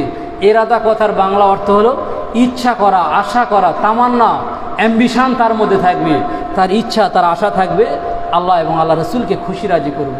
এই আল্লাহ এবং আল্লাহ রসুলকে খুশি রাজি করব, এই আশা, এই ইচ্ছা যার মধ্যে থাকবে তিনি হলেন মুরিদ। আর আল্লাহ এবং আল্লাহ রসুলের দিকে যিনি ডাকে, আল্লাহ এবং আল্লাহ রসুলের দিকে যিনি ডাক দেয়, তিনি হলেন প্রকৃত মুর্শিদ। আমার কথা আপনারা বুঝতে পারছেন? পীর হলেন আল্লাহ আল্লাহ রসুলের দিকে যিনি ডাকেন, তিনি হলেন পীর। আর মুরিদ হলেন আল্লাহ আল্লাহ রসুলের যিনি খুশিরাজি করার চেষ্টা করার জন্যে যিনি এই হাতে হাত দিয়ে বায়াত হয়েছেন, তিনি হলেন মুরিদ, তিনি হলেন মুরিদ। এখন মুরিদের কাজ হলো, যখন বায়াত হয়েছেন, অর্থাৎ নিজেকে বিক্রি করে দিয়েছেন। আচ্ছা, যে জিনিস বিক্রি হয়ে যায়, যে জিনিস বিক্রি হয়ে যায়, সেই জিনিসের উপরে আর তার কোনো মালিকানা থাকে? কথা বলেন আপনারা। যে জিনিস বিক্রি হয়ে যায় তার কিন্তু মালিকানা থাকে না। যিনি কিনে নেন তার হুকুম অনুযায়ী, তার আয়ত্তাধীন ওই ব্যক্তিকে হয়ে যেতে হয়। কিন্তু আমরা দুনিয়ার জীবনে আসার পরে আমরা বায়াত হই ঠিক, কিন্তু আমরা অন্তরটা আল্লাহ আল্লাহ রসুলের জন্যে আমরা দিতে পারি না। অন্তরটা আল্লাহ আল্লাহ রসুলের জন্য প্রকৃত অর্থে বায়াতের যে রাজ, যে রহস্য, সেই জায়গায় আমরা কিন্তু দাঁড়াতে পারিনি।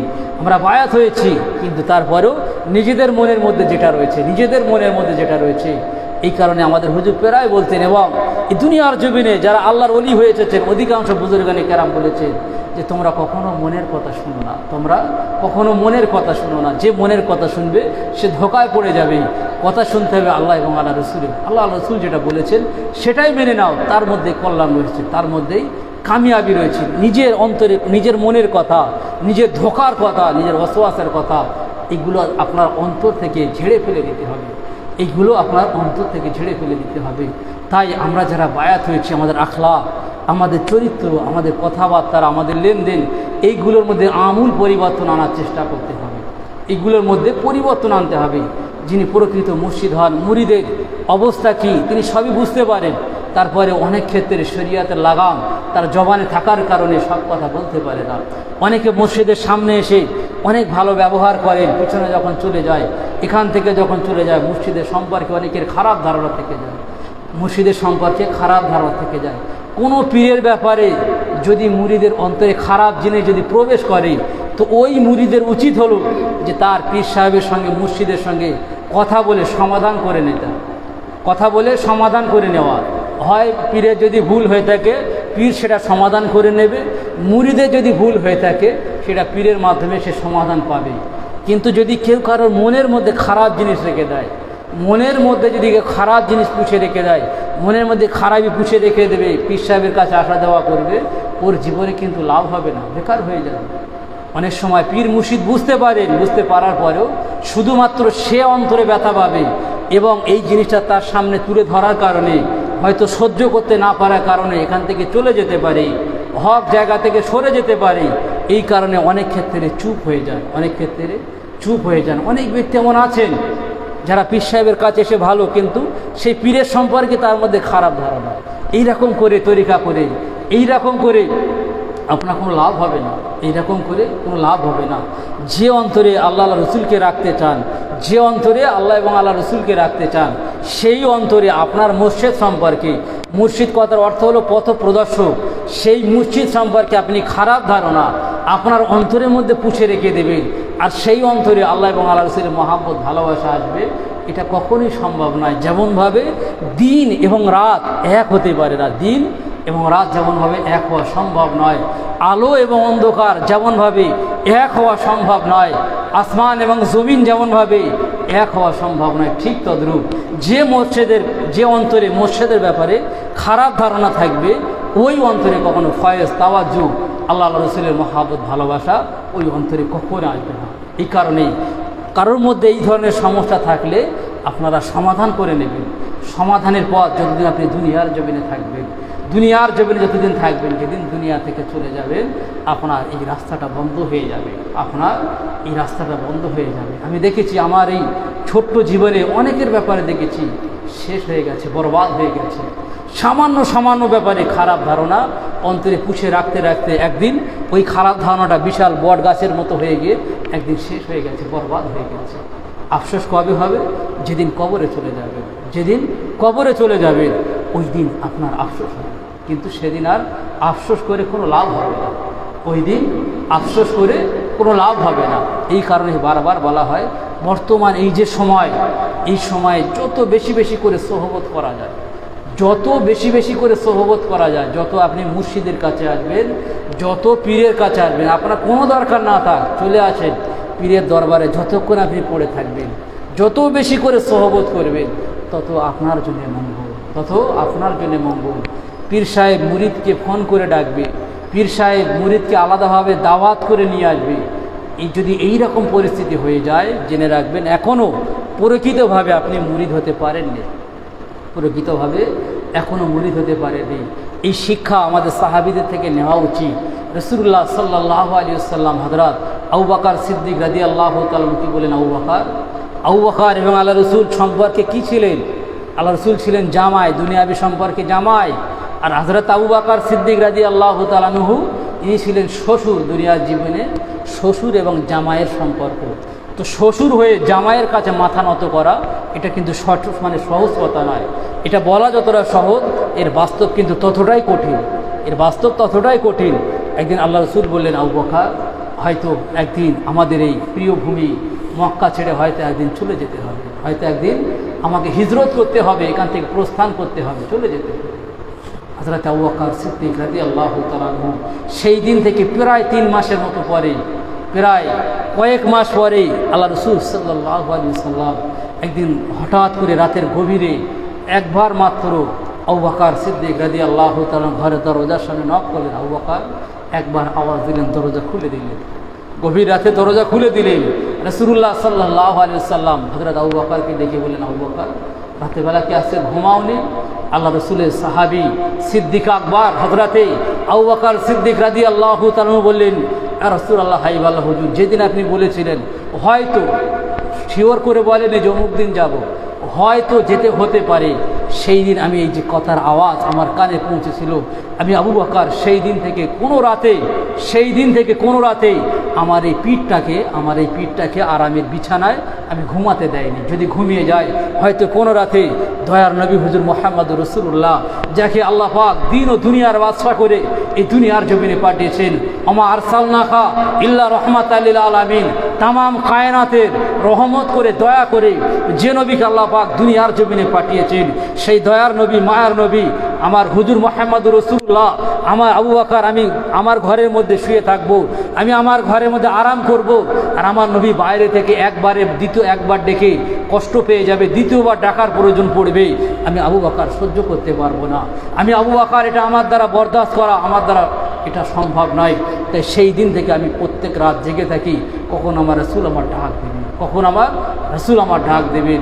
ইয়া রাসূলুল্লাহ হাইবাল্লাহ হুজুর, সেই দিন থেকে শুধু আমি নই, আমার এই যে মেয়ে আয়েশা রাদিয়াল্লাহু তাআলা আনহা, এই আসমা রাদিয়াল্লাহু তাআলা আনহা, হযরতে আম্মা জান আয়েশা সিদ্দিকা রাদিয়াল্লাহু তাআলা আনহার বোন হযরতে আসমা রাদিয়াল্লাহু তাআলা আনহা বলছেন, হুজুর ওই দিন থেকে আমার মেয়ে আসমা সুন্দর করে সব কিছু তৈরি করে রেডি করে একটা গাঁটলির মধ্যে রেডি করে আসমা সেই দিন থেকে একই অবস্থায় আপনার জন্য প্রতীক্ষায় রয়েছেন, কখন আমাদের দয়ার নবী মায়ার নবী এসে আমাকে ডাক দেবেন, আমি আপনার সঙ্গী হিসাবে এই মক্কা থেকে হিজরত করে অন্য জায়গায় চলে যাব, মক্কা থেকে হিজরত করে অন্য জায়গায় চলে যাব। এটা হলো সোহবত, এটা হলো রাসূলুল্লাহ সাল্লাল্লাহু আলাইহি সাল্লামের আল্লাহ এবং আল্লাহ রসুলের প্রতি সাহাবীদের যে প্রেম ভালোবাসা, রাসূলের প্রতি সাহাবীদের যে প্রেম ভালোবাসা কিয়ামতের সকাল পর্যন্ত পৃথিবীর জমিনে আর এই রকম মিসাল, এই রকম উদাহরণ পৃথিবীর জমিনে আর দ্বিতীয় কেউ দিতে পারবে না। যেমনভাবে সাহাবীরা আল্লাহ রসুলকে মহাব্বত করেছেন, ভালোবেসেছেন, সেই ভালোবাসার উদাহরণ, সেই রকম ভালোবাসার মতো বাস্তবায়ন এই জীবন জিন্দেগি তৈরি করে আর দ্বিতীয় কেউ করে দেখাবে, এই রকম উদাহরণ আর পৃথিবীর জমিনে আর কেউ দিতে পারবে না। তবে আমাদেরকে চেষ্টা করতে হবে, বায়াত হয়েছেন আপনি সদা সর্বদা মুর্শিদের হুকুমের দিকে তাকান, তিনি যখন আপনাকে ডাক দেন চেষ্টা করেন, একমাত্র যদি আপনার আব্বা এবং আপনার মা যদি অসুস্থ অবস্থায় পড়ে থাকে আলাদা বিষয়, কিন্তু অন্য ব্যাপারে বিশেষ করে মুর্শিদের সঙ্গে যদি কেউ ওয়াদা করে থাকেন, এই ওয়াদা কখনো ভঙ্গ করার চেষ্টা করবেন না। যদি কথা দিয়ে থাকেন যে কোনো হালাতে ওই জায়গায় পৌঁছে যাওয়ার চেষ্টা করেন, কারণ এই যে মিথ্যে কথা বলা, এই যে ওয়াদা খেলাফ করা, এই মিথ্যে কথা বলার মধ্যে রাসূলুল্লাহ সাল্লাল্লাহু আলাইহি ওয়াসাল্লামের সাহাবীরা জিজ্ঞাসা করলেন, ইয়া রাসূলুল্লাহ হাবিবাল্লাহ হুজুর, মুসলমান এ কখনো ভীতু হতে পারে? রাসূলুল্লাহ সাল্লাল্লাহু আলাইহি ওয়াসাল্লাম বললেন, হ্যাঁ মুসলমান ভীতু হতে পারে। আল্লাহ রসুল বললেন, সাহাবীরা বললেন, ইয়া রাসূলুল্লাহ হাবিবাল্লাহ হুজুর, মুসলমান চুরি করতে পারে? রাসূলুল্লাহ সাল্লাল্লাহু আলাইহি ওয়াসাল্লাম বললেন, হ্যাঁ চুরি করতে পারে। এবার সাহাবায়েরা আল্লাহ রসুলের কাছে জিজ্ঞাসা করলেন, ইয়া রাসূলুল্লাহ হাবিবাল্লাহ হুজুর, মুসলমান মিথ্যা কথা বলতে পারে? মুসলমান মিথ্যা বলতে পারে? আল্লাহ রসুল বলেন, মুসলমান কখনো মিথ্যা বলতে পারে না, এই কারণেই রাসূলুল্লাহ সাল্লাল্লাহু আলাইহি ওয়াসাল্লাম একবার আব্দুল্লাহ নামক একজন ব্যক্তির সঙ্গে লেনদেন করলেন, লেনদেন শেষ হয়ে যাওয়ার পরে ওই ব্যক্তিটা বলতে লাগলেন, হে মুসলমানদের নবী, আপনি এখানে দাঁড়ান, আমি আসছি, আপনি এখানে থাকেন, আমি আসছি। চলে গেলেন, আল্লাহ রসুলের ওই জায়গাতে চলে গেলেন, চলে যাওয়ার পরে ভুলে গেলেন রাসূলুল্লাহ সাল্লাল্লাহু আলাইহি সাল্লামের সঙ্গে যে কথা দিয়েছিলেন, ওয়াদা করেছিলেন, আল্লাহ রসুলকে যে অমুক জায়গায় দাঁড় করিয়ে রেখেছিলেন, ভুলে গেলেন। এইভাবে একদিন পার হয়ে গেল, ভুলেই রয়েছে। 2 দিন পার হয়ে গেল, 3 দিন পরে 3 দিন পরে ওই ব্যক্তির মনে পড়লো যে আমি তো মুসলমানদের নবীকে অমুক জায়গায় দাঁড়াতে বলে এসেছিলাম, মুসলমানদের নবীকে অমুক জায়গায় দাঁড়াতে বলে এসেছিলাম। 3 দিন পরে ওই ব্যক্তি যখন মনে পড়লো ওই জায়গায় এসে হাজির হলেন। ওই জায়গায় এসে হাজির হয়ে দেখছেন যে মুসলমানদের নবী, আপনার আমার নবী হুজুর মুহাম্মদুর রাসূলুল্লাহ সাল্লাল্লাহু আলাইহি ওয়াসাল্লাম যে জায়গায় দাঁড়াতে বলে ওই ব্যক্তি চলে গিয়েছিলেন সেই জায়গায় সেইভাবে আপনার আমার নবী দাঁড়িয়ে রয়েছে। সেইভাবে আপনার আমার নবী দাঁড়িয়ে রয়েছেন। ওই দিন রাসূলুল্লাহ সাল্লাল্লাহু আলাইহি ওয়াসাল্লাম ওই ব্যক্তিকে বলেছিলেন যে আপনি আমাকে বড় কষ্ট দিয়েছেন, আপনি আমাকে বড় কষ্ট দিয়েছেন। 1 দিন 2 দিন 3 দিন পরে একইভাবে ওই জায়গায় দাঁড়িয়ে রয়েছেন। ওয়াদার জায়গায় কত সত্য ছিলেন, ওয়াদার জায়গায় কতটা পাকা ছিলেন। আমি শুধুমাত্র আপনাদের বোঝানোর জন্য বলছি, এই যে পরিস্থিতি আপনার আমার কারো দ্বারা সম্ভব নয় যে 3 দিন হয়ে যাবে সেই জায়গায় একভাবে দাঁড়িয়ে থাকবো, এটা আপনার আমার দ্বারা সম্ভব না, বড় কঠিন হয়ে যাবে। কিন্তু রাসূলুল্লাহ সাল্লাল্লাহু আলাইহি সাল্লাম তার জীবনে বাস্তবায়ন করে দেখিয়ে দিয়ে গেছেন যে আমি রাসূল দিন ও দুনিয়ার বাদশা হওয়ার পরে আমি চাইলে উহুদ পাহাড়টাকে সোনা বানিয়ে দিতে পারতাম। আমি যদি একবার জবান থেকে বলতাম আল্লাহ পাক আমার জন্য সব কিছু সোনায় সোহাগা করে দিত, সমস্ত কিছু করে দিত। আমি রাসূলুল্লাহ সাল্লাল্লাহু আলাইহি সাল্লাম আমাকে না খাওয়া অবস্থায় দুনিয়ার জমিনে থাকতে হতো না। তায়েফের ময়দানে তায়েফের আনসারের আমাকে বারবার পাথর মেরে মেরে আমার শরীরের পবিত্র খুন মোবারক, আমার শরীরের পবিত্র রক্ত মোবারক ওই দিন তারা ঝরাতে পারত না। উহুদের ময়দানে বেঈমান মুশরিকরা আমি নবী মুহাম্মদ রাসূলুল্লাহ আমার দাঁত আল্লাহ পাক কত মূল্যবান করেছেন, যে দাঁত তারা শহীদ করেছিলেন, ওই দিন তারা শহীদ করতে পারতেন না। আমি যদি একবার শুধু জবান থেকে বলতাম ফারিস্তারা তাদেরকে গুড়িয়ে দিতেন, শেষ করে দিতেন। তারপরেও আমি দুনিয়ার জমিনে আসার পরে এত কষ্ট, এত যন্ত্রণা, এত সব কিছু সহ্য এই কারণে করেছি যে দুনিয়ার জমিনে আমি আসার আগে আমি আমার আব্বাকে হারিয়েছি, দুনিয়ার জমিনে এসেছি, আসার পরে জানতে পেরেছি আমার আব্বা দুনিয়া থেকে চলে গেছে। আমি নবী মুহাম্মদ রাসূলুল্লাহ এতিম হয়ে দুনিয়ার জমিনে এসেছি। আমার আম্মা জান আমিনা রাদিয়াল্লাহু তাআলা আনহা দুনিয়ার জমিনে এসেছি। কয়েক বছর পরে আমার জনম দুঃখিনী মা দুনিয়া থেকে বিদায় নিয়েছে। আমার মা দুনিয়া থেকে বিদায় নিয়েছে। আমাকে দুনিয়ার মানুষ অনেক রকমভাবে কষ্ট দিয়েছে, যন্ত্রণা দিয়েছে, ব্যথা দিয়েছে, অনেক কিছু করেছে। তারপরে ওই মুহাম্মদ রাসূলুল্লাহ সাল্লাল্লাহু আলাইহি ওয়াসাল্লাম দুনিয়ার জীবনে কখনো কারো কাছে শিকায়ত করেনি যে দুনিয়ার মানুষ আমাকে কষ্ট দিয়েছে, দুনিয়ার মানুষ আমাকে যন্ত্রণা দিয়েছে, ব্যথা দিয়েছে, কখনো কারো কাছে শেয়ার করেন। আপনার জীবনে কষ্ট হবে, আপনার জীবনে যন্ত্রণা হবে, ব্যথা হবে, আপনি জমিয়ে রাখেন দুনিয়ার মানুষের সঙ্গে বলে কোনো লাভ নাই। আপনার এই ব্যথা যন্ত্রণা কষ্টের কথা আপনি রাতের বেলা উঠে নামাজের মশাল্লা বিছিয়ে নিয়ে আল্লাহর কাছে বলেন আল্লাহ দুনিয়ায় বড় কষ্টের মধ্যে রয়েছি, আল্লাহ যে পথে চললে যেভাবে চললে আপনি খুশি হবেন, রাসূল খুশি হবেন, সেই পথে চলা তৌফিক দান করেন। দুনিয়ার মানুষের কাছে চোখের পানি ফেলে আপনার কোনো লাভ হবে না। এই চোখের পানিটা যদি আপনি আল্লাহর কাছে ফেলতে পারেন, এই চোখের পানি আল্লাহর কাছে ফেলার কারণে আল্লাহ আপনার জীবনে গুনাহ মাফ করে দেবে। আল্লাহ পাক দুনিয়ায় আপনার ভালাই দান করবে, আখিরাতে আল্লাহ পাক আপনার ভালাই দান করবে। আমরা কি করি? দুনিয়ার মানুষের কাছে নিজের কষ্টের কথা শেয়ার করি, যন্ত্রণার কথা শেয়ার করি, কিছু করে, কিন্তু বেশি বেশি করে আল্লাহর কাছে বলার চেষ্টা করি। আমাদের আল্লাহর কাছে বলার সময় নেই, আল্লাহর কাছে আমাদের কষ্টের কথা বলার সময় নয়। এই কারণে এখনো সময় আছে, আপনি আপনার জীবনকে তৈরি করেন। এই জীবন যদি আপনি তৈরি না করতে পারেন সব কিছু বেকার হয়ে যাবে। দুনিয়া আল্লাহ পাক সময় দিয়েছে, সব দিয়েছে, একদিন সব শেষ হয়ে যাবে, একদিন সব শেষ হয়ে যাবে। আর আমি বারবার যে আপনাদের বলি যে আপনারা আসা যাওয়া করবেন, আমার কথা অনেকে হয়তো অবজ্ঞা করেন, অনেকে কান দিয়ে শোনেন, ওখান দিয়ে বার করে দেয়, চলে যেতে হবে। তো যেদিন চলে যাবেন, আমি যে কথা বলেছিলাম, কবরের মধ্যে 300 বছর ধরে একটানা 300 বছরে দুনিয়ার জমিনে এই বর্তমান প্রেজেন্ট টাইমে এমন কোনো ব্যক্তি আছেন যে 300 বছর বেঁচে থাকবেন? এমন কোনো ব্যক্তি আছে? একটানা 300 বছর। তো এই যে কোরআন তেলাওয়াতের সুযোগ আল্লাহর ওই ওলি বান্দাকে দেওয়া হয়েছিল, এটা তো সবাইকে দেওয়া হবে না, এটা শুধুমাত্র দুনিয়ার মানুষকে জানানোর জন্য, বোঝানোর জন্যে। 300 বছর একটানা কোরআন তেলাওয়াত করে তার আল্লাহ পাক যে বদলা, যে যাজা, আর এই দুনিয়ার জমিনে একবার সুবহানাল্লাহ বলার কারণে আল্লাহ পাক তার যে বদলা, তার যে যাজা, তার যে পুরস্কার, এই দুটো কখনো সমান হবে না। এই জন্যে বারবার বলি, এই দুনিয়ার জমিনের এই সময়টাকে আপনি অবহেলা করেন না, আপনি অবহেলা করেন না। আমরা সামান্য ব্যাপারে আমরা আল্লাহ রসুলকে ভুলে যাই, সামান্য ব্যাপারে। এইভাবে আপনি যদি আপনার জীবনকে পার করেন, এইভাবে আমি যদি আমার জীবনকে পার করি, সবার জীবন পার হয়ে যাবে, দিন সবার পার হয়ে যাবে।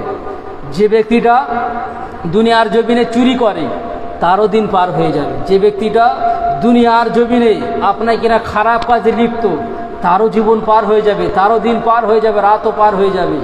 এই দুনিয়ার জমিনে যে ব্যক্তিটা পরিশ্রমে ব্যস্ত, নিজের খাটাখাটনি নিয়ে ব্যস্ত, নিজের দুনিয়াবী জীবন জিন্দেগি নিয়ে ব্যস্ত, তারও দিন রাত পার হয়ে যাবে। যে বান্দা আল্লাহর জিকির করে এরও দিন পার হয়ে যাবে। যে বান্দাটা আল্লাহ রসুলের মহাব্বত ভালোবাসার জন্যে সময় অতিবাহিত করে এরও দিন পার হয়ে যাবে, সকলের দিন পার হয়ে যাবে, সকলের রাত পার হয়ে যাবে। কিন্তু একদিন আফসোস থেকে যাবে ওই বান্দার যারা দুনিয়াবি দিক দিয়ে দুনিয়ার ভালোবাসা দুনিয়ার মহাব্বতের কারণে আল্লাহ রসুলের মহাব্বত ভালোবাসাকে ভুলে গিয়েছিল, তাদের আফসোস হবে। আর যারা আল্লাহ রসুলের মহাব্বত ভালোবাসা অন্তরের মধ্যে ধারণ করতে পেরেছে এদের আপনার কিনা আনন্দ হবে যে আমরা এই কাজগুলো করতে পেরেছিলাম, আল্লাহ রসুলকে খুশি রাজি করতে পেরেছিলাম। সকলের দিন পার হয়ে যাবে, কারো জন্যে কারো দিন আটকে থাকবে না, কারো জন্যে কারো দিন আটকে থাকবে না। আপনি দুনিয়ার জন্য এত কিছু করলেন, দুনিয়ার জন্য আমি এত কিছু করলাম, তো আমি যদি দুনিয়ার জন্য এত কিছু করতে পারি আল্লাহ রসুলের জন্য কিছু করতে পারলাম না, আল্লাহ রসুলের জন্য কিছু করতে পারবো না? এটা আপনার নিজের বিবেকের কাছে জিজ্ঞাসা করে দেখে, আপনি সঠিকের উপরে আছেন তো, আপনি হকের উপরে দাঁড়িয়ে আছেন তো, নাকি দুনিয়া যেদিক গা ভাসিয়ে দিয়েছে আপনি সেই দিকেই গা ভাসিয়ে রেখেছে?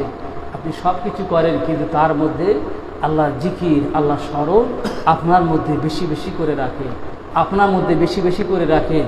আর এইগুলো তখনই সম্ভব হবে যখন আপনি একজন হাক্কানি ব্যক্তির কাছে গিয়ে বারবার যাওয়া আসা করবেন, তার সোহবত এখতিয়ার করবেন, তার কাছে আসা যাওয়া করবেন। এরকম ভালো ভালো কথা, নসিহতমূলক কথা যখন আপনার অন্তরে দিনের পর দিন প্রবেশ করবে তখন এই অন্তর থেকে খারাপ জিনিসটা আস্তে আস্তে বার হতে থাকবে। না তো আপনি যখন আবার দুনিয়ায় মিশে যাবেন এই দুনিয়া আবার আপনাকে আকৃষ্ট করে ফেলবে, দুনিয়া আবার আপনাকে গ্রাস করে ফেলবে। আর এই দুনিয়া যখনই গ্রাস করে ফেলবে আপনার অন্তরটা খারাপ করে দেবে, আপনার অন্তরটা খারাপ হয়ে যাবে। আমরা তো আমাদের শরীরটাকে ঠিক রাখার জন্যে সব কিছু করি, অন্তরটাকে ঠিক রাখার জন্যে আল্লাহর জিকির বেশি বেশি করে করতে হবে। আল্লাহ রসুলের মহাব্বত ভালোবাসা এই অন্তরের মধ্যে বেশি বেশি করে আনতে হবে। আল্লাহ রসুলের মহাব্বত ভালোবাসা পৃথিবীর কোনো অর্থ, পৃথিবীর কোনো টাকা কিছুই দিয়ে পাওয়া যায় না। এর জন্য আপনার ইখলাস প্রয়োজন, এর জন্য আপনারও মহাব্বতের যত লোক থাকবে ততই তাদের অসুবিধা। ঠিক তদ্রূপ যদি কোনো বান্দা আল্লাহকে ভালোবাসে, যদি কোনো বান্দি আল্লাহকে ভালোবাসে, সে সর্বদাই চেষ্টা করবে যখনই সুযোগ পাবে আল্লাহর জিকির করবে, যখনই সুযোগ পাবে আল্লাহর জিকির করবে, আল্লাহ স্মরণ করবে। মহাব্বত যখন আসবে তখন এইগুলো চেষ্টা করবে। যেমন আপনাদের একটা কথা বলি, হযরতে নবী ইউসুফ আলাইহিস সালাতু ওয়াস সালামের নাম আপনারা শুনেছেন, তাই তো? এই নবী ইউসুফ আলাইহিস সালাতু ওয়াস সালামের প্রেমে পড়েছিলেন জুলাইখা। ইউসুফ জুলাইখার কথা আপনারা শুনেছেন তো? এই যে ইউসুফ এবং নবী ইউসুফ আলাইহিস সালাতু ওয়াস সালাম ইনি যখন ছোট্ট ছিলেন, এই ছোট্ট থাকা অবস্থায় ওনার অন্যান্য ভাইয়েরা ওনাকে কুয়ার মধ্যে নিক্ষেপ করেছিল। তো সেই কুয়া থেকে আল্লাহ পাক নবী ইউসুফ আলাইহিস সালাতু ওয়াস সালামকে তুলে সেই ইউসুফ নবীকে আল্লাহ পাক মিশরের আজিজ বানিয়েছিলেন, মিশরের মিনিস্টার বানিয়েছিলেন, মন্ত্রী বানিয়েছিলেন। তো মিনিস্টার মন্ত্রী নবী ইউসুফ আলাইহিস সালাতু ওয়াস সালামকে আল্লাহ পাক বানিয়েছিলেন, কুয়ায় থেকে তুলে মন্ত্রী বানালেন। আর এদিকে জুলাইখা নবী ইউসুফ আলাইহিস সালাতু ওয়াস সালামের আল্লাহ পাক এত সুন্দর চেহারা দিয়েছিলেন, এত সুন্দর চেহারা দিয়েছিলেন, এত রূপ দিয়েছিলেন যে ওর প্রেমে বিগলিত হয়ে হযরতে জুলাইখা আল্লাহ পাকের অনেক সম্পদ দান করেছিলেন, সমস্ত সম্পদ ইউসুফের জন্য সব কিছু দান করে দিয়েছিলেন। কেমন বলি আপনাদের, নবী ইউসুফ আলাইহিস সালাতু ওয়াস সালামের কথা মনে করেন কোনো একজন ব্যক্তি জুলাইখার কাছে এসে বললেন যে জুলাইখা আমি নবী ইউসুফকে অমুক জায়গায় দেখেছি, এতটুকু খবর দেওয়ার জন্যে ওনার যে সোনা গয়না থাকতো তার থেকে কিছু সোনা ওনাকে দিয়ে দিতেন। মানে ওনাকে এত ভালোবাসতেন, ওনার সম্পর্কে কেউ কোনো কিছু তথ্য দিলে, কোনো খবর দিলে উনি কিছু কিছু দান করে দিতেন। দান করতে করতে উনি সব কিছু শেষ করে দিয়েছিলেন, বিলীন করে দিয়েছিলেন। এক পর্যায়ে নবী ইউসুফ আলাইহিস সালাতু ওয়াস সালামের সঙ্গে ওই হযরতে জুলাইখার বিয়ে হয়, হযরতে জুলাইখার বিয়ে হয়। যে জুলাইখা নবী ইউসুফ আলাইহিস সালাতু ওয়াস সালামকে দেখার জন্যে এত পেরেশান ছিলেন, যাকে দেখলে তিনি অনেক শান্তি অনুভব করতেন, যার খবর পেলে ওনার সোনা গয়না সব কিছু বিলিয়ে দিতেন। যখন বিয়ে হয়ে গেল, বিয়ে হওয়ার পরে নবী ইউসুফ আলাইহিস সালাতু ওয়াস সালাম জুলাইখাকে যখন ডাক দিতেন এক জায়গায় থাকার জন্যেই, ওই সময় জুলাইখা বিভিন্ন বাহানা বানাতেন, বিভিন্ন বাহানা বানিয়ে নবী ইউসুফ আলাইহিস সালাতু ওয়াস সালামের কাছ থেকে দূরে সরে যেতেন, নবী ইউসুফ আলাইহিস সালাতু ওয়াস সালামের কাছ থেকে দূরে সরে যেতেন। একদিন নবী ইউসুফ আলাইহিস সালাতু ওয়াস সালাম জুলাইখাকে জিজ্ঞাসা করলেন যে জুলাইখা তুমি আমাকে এত মহাব্বত করতে, এত ভালোবাসতে, তখন তুমি আমাকে পেতে না, দূর থেকে এত মহাব্বত করতে। আজকের বিয়ে হয়েছে, আমাদের সম্পর্ক আজকে জায়েজ হয়েছে, আজকের আমাদের সম্পর্ক বৈধ হয়েছে। আজকের তুমি যেভাবে চাবে সেইভাবে তুমি আমাকে পাবে। আজকে তারপরে আমি জুলাইখা, আমি ইউসুফ, আমি যখন তোমাকে ডাক দিই তুমি আমার থেকে দূরে সরে যাওয়ার চেষ্টা করো, বিভিন্ন বাহানা তৈরি করো। কারণটা কি? ওই সময় জুলাইখা বলেছিলেন, হে নবী ইউসুফ, হে নবী ইউসুফ আলাইহিসসালাম, একটা সময় পৃথিবীর জমিনে সব থেকে বেশি আমি আপনাকে ভালোবাসতাম, সব থেকে বেশি আমি আপনাকে মহাব্বত করতাম, ভালোবাসতাম। তো যখন আমি আপনাকে ভালোবাসতাম, যখন আমি আপনাকে মহাব্বত করতাম, ওই সময় আমি আল্লাহর ভালোবাসা সম্পর্কে বুঝিনি। ওই সময় আমি আল্লাহর ভালোবাসা সম্পর্কে বুঝিনি। আজ যখন আপনার মাধ্যম দিয়ে আমি আল্লাহর ভালোবাসা পেয়েছি, আল্লাহকে ভালোবাসতে শিখেছি, আল্লাহর ভালোবাসার মধ্যে এত মহাব্বত রয়েছে, আল্লাহর ভালোবাসার মধ্যে এত শান্তি রয়েছে যে আল্লাহর ভালোবাসা যখন পেয়েছি, আল্লাহর ভালোবাসার কাছে আমি জুলাইখা হওয়ার পরেও আপনি নবী ইউসুফ আলাইহিসসালাম, আপনার ভালোবাসা আমার কাছে অনেক কম হয়ে গেছে। এই কারণে আমি সর্বদা চেষ্টা করি আপনার থেকে দূরে সরে গিয়ে আল্লাহকে ভালোবাসতে, আল্লাহর জিকির করতে, আল্লাহর মহাব্বতে নিজেকে ফানা করে দেওয়ার জন্য, নিজেকে বিলীন করে দেওয়ার জন্য আমরা চেষ্টা করি। আমি চেষ্টা করি ঠিক তদ্রূপ। এই যে দেখেন, যখনই আল্লাহর ভালোবাসা পেয়ে গেছে, দুনিয়ার সমস্ত ভালোবাসা তার কাছে কম হয়ে গেছে। একদিন আপনি যেদিন প্রকৃত অর্থে আল্লাহর ভালোবাসা আপনার অন্তরে আনতে পারবেন, রাসূলের ভালোবাসা আপনার অন্তরে আনতে পারবেন, সেদিন দেখবেন এই দুনিয়াটা আপনার কাছে কতটা খারাপ মনে হবে। ওই দিন এই দুনিয়াটা আপনার কাছে কতটা নিকৃষ্ট মনে হবে। দুনিয়াটা ওই দিন আপনার কাছে নিচু মনে হবে। যে দুনিয়াকে আজকে আপনার এত ভালো লাগছে, যেদিন আল্লাহ রসুলের ভালোবাসা আপনি পেয়ে যাবেন, আল্লাহ রসুলের ভালোবাসা যেদিন পেয়ে যাবেন। আর আল্লাহর ভালোবাসা তো সম্পূর্ণ আলাদা। আল্লাহ পাক এই যে 8টা জান্নাত করে রেখেছে, এর থেকে একটা আলাদা জান্নাত আছে। সেই জান্নাতটা স্পেশাল, যে জান্নাতটা শুধুমাত্র আল্লাহ জান্নাতি যারা হবে, যাদেরকে আল্লাহ দিদার দেবেন, যাদেরকে আল্লাহ পাক দেখা দেবেন সামনাসামনি, সমস্ত পর্দা সরিয়ে সামনাসামনি বান্দা থাকবে, আল্লাহকে দেখবে। এই যে রুমটা হবে, এই জায়গাটা সম্পূর্ণ আলাদা। দুনিয়া এবং জান্নাতে যত নিয়ামত আছে, আল্লাহ পাক জান্নাতে বহু নিয়ামত দেবেন, বহু নিয়ামত। জান্নাতে যেদিন আপনি যাবেন, জান্নাতে বান্দা যাওয়ার পরে 32 বছরের যুবক হয়ে যাবে প্রত্যেকটা ব্যক্তি, চাই ছোট হোক চাই বড় হোক, প্রত্যেকটা ব্যক্তি 32 বছরের যুবক হয়ে যাবে। আর এই 32 বছরের যুবকদের পিছনে 16 বছরের তরুণী আপনার হুরদেরকে, আপনার গেলমান অর্থাৎ যুবক, ছোট ছোট সুপুরুষ যুবকদেরকে তাদের খেদমত করার জন্য দেওয়া হবে। যে সমস্ত হুরকে ওই দিন জান্নাতে দেওয়া হবে, ওই জান্নাতি হুরেরা, ওই সমস্ত নারীরা পৃথিবীর দিকে যদি একবার তাকায়, এই সূর্যের আলো তার কাছে কিছুই মনে হবে না। সূর্যের আলো তার কাছে হার মেনে যাবে। তাদের চেহারা, তাদের খুশবু, তাদের আল্লাহ পাক তাদের গায়ে এমনভাবে খুশবু লাগিয়ে দেবে, এত সুন্দর হবে।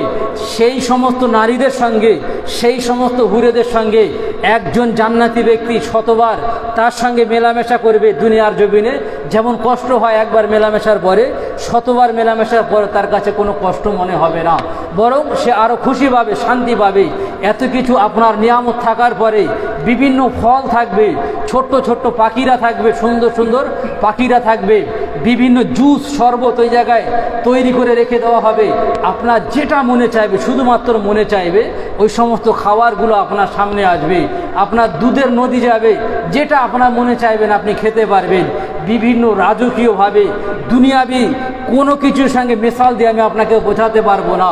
এই জান্নাতি আল্লাহ পাক যত নিয়ামত দিয়ে রেখেছেন, এই সমস্ত নিয়ামত ভক্ষণ করার পরেও, সমস্ত নিয়ামত থাকার পরেও, যখন কোনো বান্দা আল্লাহর দিদার, আল্লাহর জিয়ারাত, আল্লাহ পাক যখন পর্দাটা সরিয়ে বান্দাকে বলবেন যে বান্দা, আমি আল্লাহ আমাকে দেখার জন্য কত মেহনত করেছো, দুনিয়ার জমিনে ইবাদত করেছো, বন্দেগী করেছো। চাইলে দুনিয়ার জমিনে তুমি রাতের বেলা অন্যদের মতো তুমিও রাতের বেলা শুয়ে শুয়ে সিনেমা দেখতে পারতে, তুমিও রাতের বেলা শুয়ে শুয়ে মদ পান করতে পারতে, তুমিও রাতের বেলা অন্যরা যেমনভাবে বারে গিয়ে ড্যান্সে গিয়ে তাদের সময়কে পার করেছে, খারাপ কাজের সঙ্গে পার করেছে, সিনেমা দেখে, ফিল্ম দেখে, ড্যান্স দেখে, গান দেখে তারা যেভাবে আনন্দ উপভোগ করে তাদের সময়টাকে পার করেছে, চাইলে তুমিও পারতে, তুমিও আনন্দ উপভোগ করতে পারতে।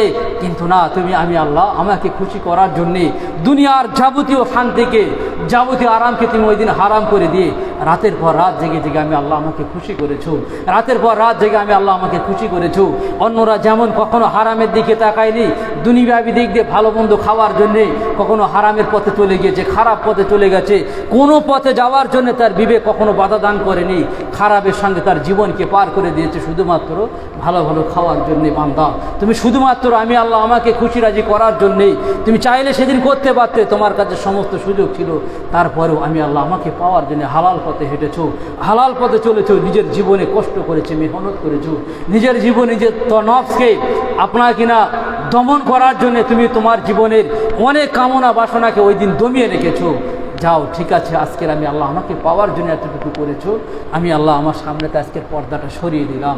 যখন পর্দাটা সরিয়ে দেবে বান্দা, এই আল্লাহকে দেখার পরে ওই দিন যে শান্তি অনুভব করবে, ওই দিন যে আল্লাহকে দেখার পরে যে শান্তি অনুভব করবে, বলা হচ্ছে জান্নাতি যত নিয়ামত আল্লাহ পাক যত কিছু জান্নাতের মধ্যে রেখে দিয়েছেন, এই সমস্ত নিয়ামতের থেকে আল্লাহ পাক অনেক অনেক গুণে বেশি শান্তি করে আল্লাহর দিদার জিয়ারাতের মধ্যে আমার আল্লাহ পাক রেখে দিয়েছেন।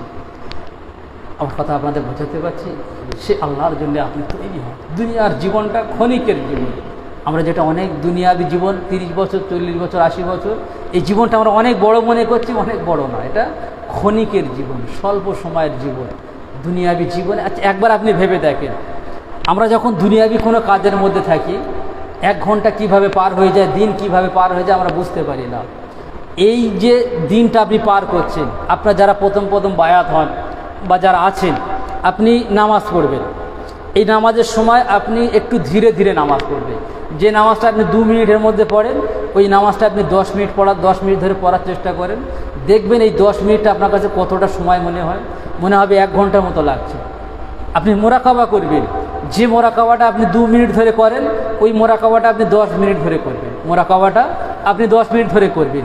তো যখন এই মোরাকাবাটা আপনি 10 মিনিট ধরে করবেন, চোখ বন্ধ করে যখন আল্লাহর দিকে খেয়াল রাখবেন, আপনার সবকের দিকে খেয়াল রাখবেন, রেখে যখন আপনি মোরাকাবাটা 10 মিনিট ধরে করবেন, এই 10 মিনিটটা আপনার কাছে 1 ঘন্টার মতো মনে হবে। 10 মিনিটটা আপনার কাছে 1 ঘন্টার মতো মনে হবে। কিন্তু আপনি আবার ঘন্টার পর ঘন্টা, দিনের পর দিন অন্য কাজে ব্যয় করে দিচ্ছেন, আপনার কাছে কিছুই মনে হবে না। বছরের পর বছর চলে যাচ্ছে, আমাদের কাছে কিছুই মনে হয় না। কিন্তু এই যে আজকের যে 10 মিনিট আপনি মোরাকাবা করছেন, আপনার কাছে 1 ঘন্টা মনে হচ্ছে। যখন আবার আপনি এই মোরাকাবা করতে করতে প্রকৃত স্বাদ যখন আপনি পেয়ে যাবেন, আপনি স্বাদ পান না, এই কারণে আপনার এইরকম মনে হয়। নামাজের মধ্যে যে স্বাদ আছে, ওই স্বাদ না পাওয়ার কারণে আপনার এইগুলো মনে হয়। আমি আগের দিন বারাসাতে বলছিলাম, আজকেরও আপনাদের বলছি। অনেকেই বলে যে হুজুর, আমি যখন নামাজ পড়ি, এই নামাজ পড়ার সময় আমার দুনিয়ার যত কথা, যত বাজে চিন্তা ভাবনা, খারাপ চিন্তা ভাবনা, দুনিয়াবি চিন্তা ভাবনা যা কিছু আছে, আমি যখন নামাজে দাঁড়াই তখন আমার সব কিছু আমার মধ্যে এসে হাজির হয়। তাই তো নাকি? যখনই মোরাকাবা করি, এই দুনিয়ার যত খারাপ জিনিস আছে তখন সব এসে হাজির হয়। এমনি চায়ের দোকানে বসে আছি, অন্য কাজের মধ্যে আছি, বিভিন্ন তালে আছি, কোনো সময় এইসব খারাপ জিনিস কিছু আমার মাথার মধ্যে আসে না। যেভাবে পার হয়ে যাচ্ছে এভাবেই পার হয়ে যাচ্ছে। কিন্তু যখনই কোনো বান্দা, কোনো বান্দি নামাজে দাঁড়াচ্ছে, ওই বান্দা যখনই মোরাকাবায় আল্লাহর ধ্যানে বসছে, তখনই দুনিয়ার যত খারাপ জিনিস ওর মধ্যে আসছে। কেন আসছে বলেন দিন? হয়তো এরকম আপনাদের এইরকমভাবে নামাজ পড়লে কিন্তু নামাজও আদায় হবে না। ফাওয়াইলুল লিল মুসাল্লিন, আল্লাহ পাক বলছেন যে এইভাবে এই অমনোযোগীর সঙ্গে যারা নামাজ পড়বে, এদের নামাজ কিন্তু আল্লাহর দরবারে কবুল হবে না। এই অমনোযোগী অবস্থায় যে নামাজগুলো পড়া হয়, এই নামাজগুলো গাঁটলি আকারে আসমানের নিচে ঝুলিয়ে রাখা হবে। কিয়ামতের দিন তার মুখে ছুঁড়ে ছুঁড়ে মারা হবে। যে নামাজে হুজুরে কলব নেই, যে নামাজে আপনার কিনা আল্লাহ রসুলের খেয়াল নেই, যে নামাজে দুনিয়ার খেয়ালে পড়া হয়েছে, যে নামাজ অমনোযোগী অবস্থায় পড়া হয়েছে, ওই নামাজ আল্লাহ দরবারে কিন্তু কবুল হবে না। কিন্তু আমরা তো যখন নামাজ পড়ি, মোরাকাবা করি, এই দুনিয়ার সমস্ত খেয়াল আমার মাথার মধ্যে আসে, আমার অন্তরে আসে। এখন এইগুলো আসার কারণ কি? এইগুলো আসার কারণ এটাই, এই যে জিনিসগুলো আপনার অন্তরে আসে, তার মানে এই জিনিসগুলো আপনার মধ্যে আছে, এই খারাপ জিনিসগুলো আপনার মধ্যে আছে। এই খারাপ যে জিনিসগুলো আপনার মধ্যে আছে, যখনই আপনি মোরাকাবায় বসেন, তখন এই খারাপ জিনিসগুলো আপনার মধ্যে এসে হাজির হয়। এই খারাপ জিনিসগুলো আপনার থেকে তাড়াতে হবে, বার করতে হবে। আমার কথা আপনাদের বোঝাতে পারছি? যে দুনিয়াকে আপনি ধরে রেখে দিয়েছেন সর্বসময়, যে দুনিয়াকে আপনি ধরে রেখে দিয়েছেন, এই সমস্তকে দুনিয়াকে যে ধরে রেখেছেন, দুনিয়া তো আপনার শত্রু, দুনিয়া কিন্তু আপনার বন্ধু নয়। এই দুনিয়া আপনার শত্রু। মানুষের জীবনে 3টে বড় শত্রু, সব থেকে বড় শত্রু হলো 3টে। তার মধ্যে 1 নম্বর হলো এই দুনিয়া আপনার শত্রু। দুনিয়া কিন্তু আমাদের বন্ধু নয়। এই যে নফস, এ আমাদের শত্রু, আর শয়তান আমাদের শত্রু। আর অনেক শত্রু আছে, কিন্তু এই 3টে শত্রু হলো সব থেকে বড় শত্রু। তা আমরা এই যে দুনিয়াকে যে প্রাধান্য দিয়ে রেখেছি, ভালোবেসে রেখেছি, এই দুনিয়ার যা কিছু আমার মধ্যে রয়েছে, আমার মধ্যে যে এইগুলো যে ঢুকে রয়েছে এটাকে তো প্রমাণ করতে হবে। তো যখনই মোরাকাবায় বসা হয় তখন এই সমস্ত জিনিস যেগুলোকে আমি ভালোবাসি, যেগুলোকে আমি প্রকৃত অর্থে মহাব্বত করে ফেলেছি, সেই জিনিসগুলো ওই সময় আপনার অন্তরে, আপনার মাথায় ওই সময় জমা হয়ে থাকে। ওই জিনিসগুলো আপনাকে সরাতে হবে। আর ওই জিনিসগুলো সরাতে গেলে আপনার এই জিকির, তসবিহ, নামাজ, কোরআন তেলাওয়াত, বেশি বেশি ভালো জিনিসগুলো আপনার মধ্যে আনতে হবে। আস্তে আস্তে ওই জিনিসগুলো যখন সরে যাবে, তারপরে যখন আপনি মোরাকাবা করবেন, এই যে মোরাকাবার ব্যাপার, আমরা হয়তো মনে করি মোরাকাবা এটা আবার কি, মোরাকাবা এটা আবার কি। আপনি জানেন এই মোরাকাবাটা আজকে নতুন জিনিস নয়। মোরাকাবাটা আজকে নতুন জিনিস নয়। এই মোরাকাবাটা আপনার আমার নবী মুহাম্মদ রাসূলুল্লাহ সাল্লাল্লাহু আলাইহি ওয়াসাল্লাম যখন হেরা পর্বতের এই গুহায়, হেরা গুহায় যখন উনি ইবাদত করতেন, ধ্যান করতেন, কি ইবাদত করতেন, তখন তো আল্লাহ পাক নামাজ দুনিয়ার জমিনে পাঠায়নি। তখন আল্লাহ পাক নামাজ তো দুনিয়ার জমিনে পাঠায়নি। নামাজ তো দুনিয়ার জমিনে পাঠিয়েছে মেরাজের পরে। রাসূলুল্লাহ সাল্লাল্লাহু আলাইহি সাল্লাম যখন মেরাজে গিয়েছিলেন, মেরাজ থেকে তোহফা হিসেবে, পুরস্কার হিসেবে আল্লাহ পাক নবীকে নামাজ দান করে দুনিয়ার জমিনে পাঠিয়েছিলেন। তো তখন তো নামাজ ছিল না। তখন আপনার আমার নবী হুজুর মুহাম্মদ রাসূলুল্লাহ সাল্লাল্লাহু আলাইহি সাল্লাম ওই হেরা গুহার মধ্যে মুরাকাবা করতেন, ধ্যান করতেন, ফিকির করতেন, চিন্তা করতেন। এটা হলো সেই মুরাকাবা, এটা হলো সেই মুরাকাবা। সেই মুরাকাবা যে ব্যক্তিটা করেন, তাই রাসূলুল্লাহ সাল্লাল্লাহু আলাইহি সাল্লাম বলেন, তাফাক্কারু সাআতি খায়রুম মিন ইবাদাতিস সানা।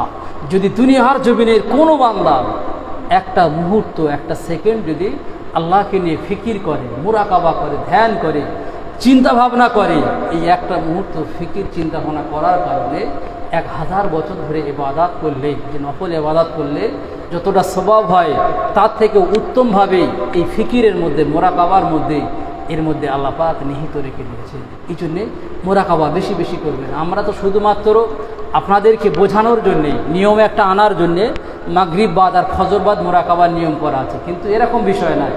মুরাকাবা আপনি যে কোনো সময় করতে পারেন। মুরাকাবা যে কোনো সময়, যে কোনো হালাতে, এক সাইডে বসে, দাঁড়িয়ে, যে কোনো অবস্থায় আপনি মুরাকাবা করতে পারেন। আপনি মুরাকাবা করতে পারেন। যত বেশি বেশি করে মুরাকাবা করা হবে, যত বেশি বেশি করে আল্লাহর ফিকির করা হবে, আল্লাহর জিকির করা হবে, তত আপনার অন্তরটা পরিষ্কার হবে, তত আপনি আল্লাহ পাকের মাহবুব বান্দা হবে, ততই আপনি আল্লাহ পাকের মাহবুব বান্দা হবে। আল্লাহ পাক তত আপনার ঈমানকে মজবুত করে দেবেন। আল্লাহ তত আপনার ঈমানকে মজবুত করে দেবেন। এই কারণে সকলের কাছে আবেদন করব যে আপনারা আপনাদের জীবনে তৈরি হওয়ার চেষ্টা করেন। জীবনে যতদিন হয়েছে বরবাদ হয়ে গেছে, বেকার হয়ে গেছে, পিছনের দিনগুলো বাদ দিয়ে দেয়, আবার নতুন করে তৈরি হবে। 5 ওয়াক্ত নামাজ পড়বেন, যাদের আব্বা মা বেঁচে আছেন খেদমত করবেন, আর বেশি বেশি করে তরিকার যে ওজিফা, জিকির, তসবিহগুলো আছে এগুলো করবেন। মুরাকাবা, মুশাহাদা এগুলো করার চেষ্টা করবেন। আল্লাহ পাক আমাদের সকলকে সঠিকভাবে আমল ইবাদত করার তৌফিক দান করেন। সকলে আল্লাহুম্মা আমিন। এবং আপনারা বেশি বেশি করে দরবারে আসার চেষ্টা করবেন, এবং মসজিদের যে হুকুম থাকবে দিনের স্বার্থে, আল্লাহ রসুলের স্বার্থে, আমার ব্যক্তিগত স্বার্থে বলছি না, আল্লাহ রসুলের স্বার্থে যে হুকুমগুলো থাকবে আপনারা পালন করার চেষ্টা করবেন। আল্লাহ পাক আমাদের সকলকে সঠিক পথে জমে থাকার তৌফিক দান করেন। আল্লাহুম্মা আমিন। যাই হোক, কথা অনেক হয়েছে, এখন নামাজ হবে। যাদের ওযু নাই ওযু করে আসেন। আসসালামু আলাইকুম।